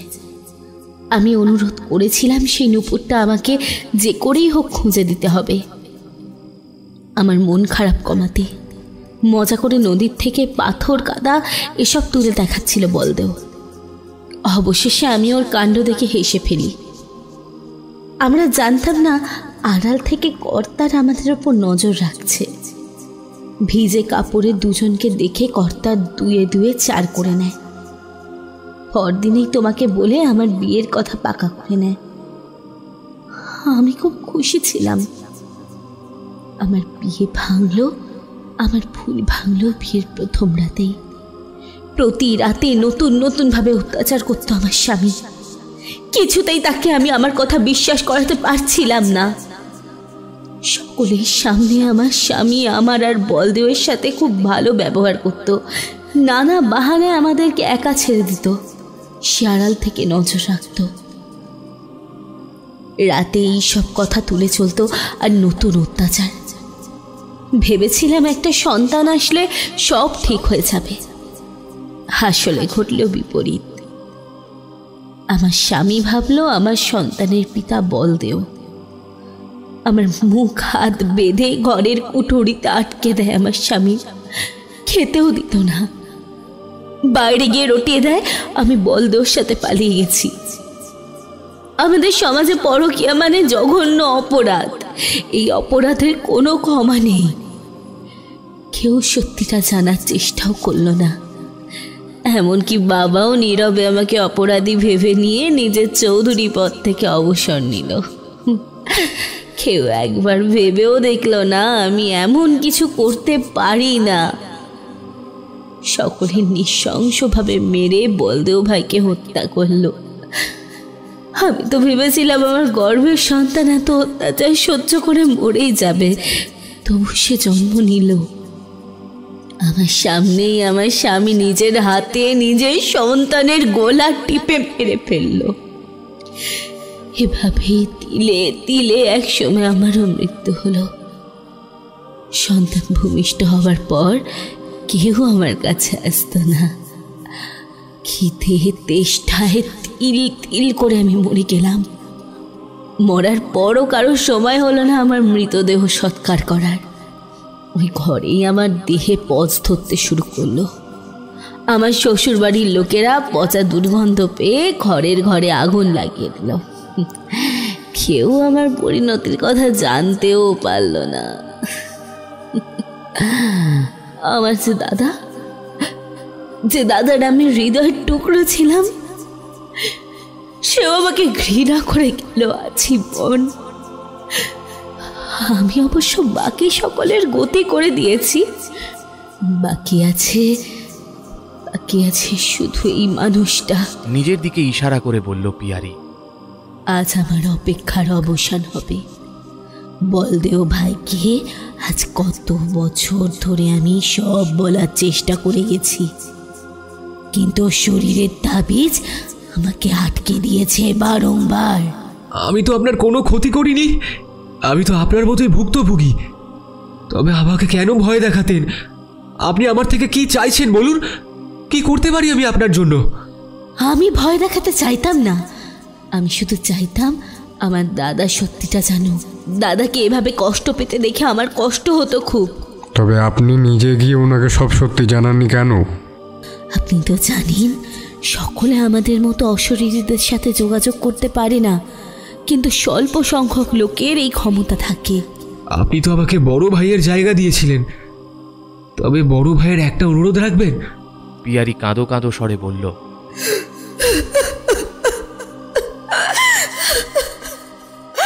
আমি তো সর্বহারা। আমি কি দিতে পারবো? শোভক আর চিত্তরঞ্জন আমার খুব আপনজন। আপনি শোভককে হত্যা করার পরিকল্পনা ত্যাগ করুন। ওর কিছু হয়ে গেলে আমি মরে যাব। পিয়ারি ক্ষোভে ফেটে পড়ল। আর ওর কারণে যে আমি মরলাম, আমার নিষ্পাপ সদ্যজাত সন্তানের মৃত্যু হলো। মা হয়েও আমার সন্তানকে আমি ছুঁয়ে দেখতে পারলাম না। তার বিচার কে করবে? সে যা করেছে তা আগের জন্মে করেছে, এ জন্মে সে অন্য মানুষ। আত্মা অবিনশ্বর, তার পরিবর্তন হয় না। দেখলেন না, এ জন্মেও সে বলদেও ভাইকে সন্দেহ করে চলেছে। এমন বন্ধুত্ব পাওয়া স্বয়ং ঈশ্বর লাভের সমান। ওর তো চরম সৌভাগ্য। তবু সে কেমন করে নিজের পায়ে কুড়ুল মারল তা তো নিজের চোখেই দেখলেন। তবু বলছেন তাকে ক্ষমা করতে? বলছি, এভাবে চলতে থাকলে এই চেন কখনোই শেষ হবে না। কর্তার যদি সত্যিই বের করতো তবে আপনাকে এত বছর অতৃপ্ত হয়ে ঘুরতে হতো না। আজকের পরে আপনি হয়তো মুক্তি পাবেন। আটকে যাবে সৌমক, পরের জন্মে আবারও সে প্রতিশোধ নিতে আসবে, আর এটাই এভাবে চলতে থাকবে। এখন আপনি একমাত্র পারেন এই আগুন এখানে নেভাতে। না, দেখ বোন, তোর নামের অপবাদ শুনে আমি সারা জীবন কষ্ট পেয়ে গেছি। এবার আমার মরার সময় হয়ে এসেছে। কথা শোন, ছেড়ে দে ওকে, ছেড়ে দে। আমাকে সাথে নিয়ে চল। দুই ভাই বোনে সব ভুলে নতুন করে শুরু করব। এটাই আমার শেষ ইচ্ছে। পূরণ করবি না? মৃত্যুর আগে শেষ ইচ্ছে পূরণ না হলে কি পরিণতি হয় জানিস তো তুই? আমার থেকে ভালো আর কে জানে? তোমার কষ্টের জন্যই তো আমি মুক্তি পাইনি দাদা। তোমাকে এই অবস্থায় আমি আসতে দেব না। আমার যত কষ্ট হোক না কেন, আমি তোমার শেষ ইচ্ছা পূরণ করব। রামলাল ধুঁকতে ধুঁকতে বলল, তবে আমাকে নিয়ে চল তোর দুনিয়ায়, নিয়ে চল। কথাটা শেষ করার পরেই খুব শ্বাসকষ্ট শুরু হলো রামলালের। জিভ জড়িয়ে গেল।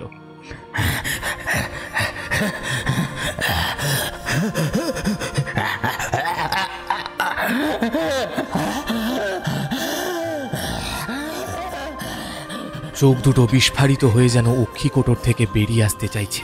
সময় আর নেই। সত্যি আর বেশি অপেক্ষা করতে হলো না। রামলালের জীবনলীলা সাঙ্গ হতেই নিস্তেজ হলো সৌমকের শরীর।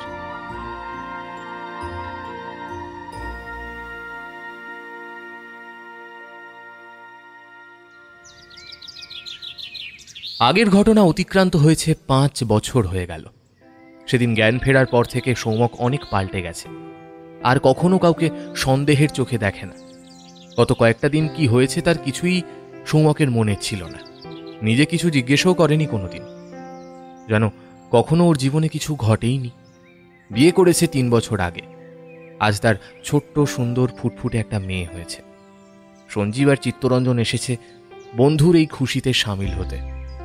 কি মিষ্টি দেখতে রে, একদম পরি। না না, এ নাম চলবে না, মডার্ন নাম রাখতে হবে একটা। ওর নাম তো ঠিক করাই আছে, তোরা চিনতে পারলি না ওকে? কে ও? নাম কি? পিয়ারি। সৌমকের মুখে এই নাম শুনে চমকে উঠল দুজনের মেরুদণ্ড বেয়ে একটা হিমেল স্রোত বয়ে গেল। আবার পিয়ারি?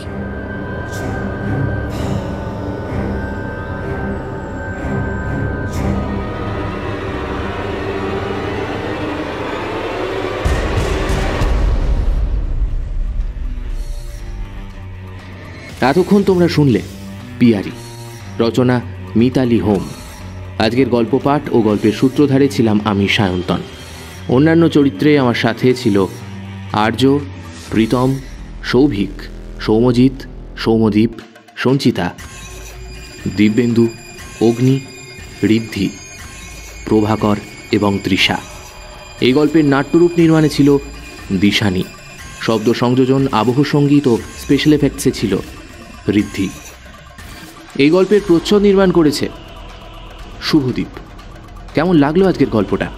যদি এই গল্পটা তোমাদের ভালো লাগে অবশ্যই ভিডিওটিকে একটি লাইক করে দিও, চ্যানেলটা সাবস্ক্রাইব করে দিও, আর কমেন্টের মাধ্যমে জানিও তোমাদের মতামত। আমাদের ফলো করতে পারো ফেসবুকে। আমাদের ফেসবুকের লিঙ্ক তোমরা পেয়ে যাবে গল্পের ডেসক্রিপশন বক্সে।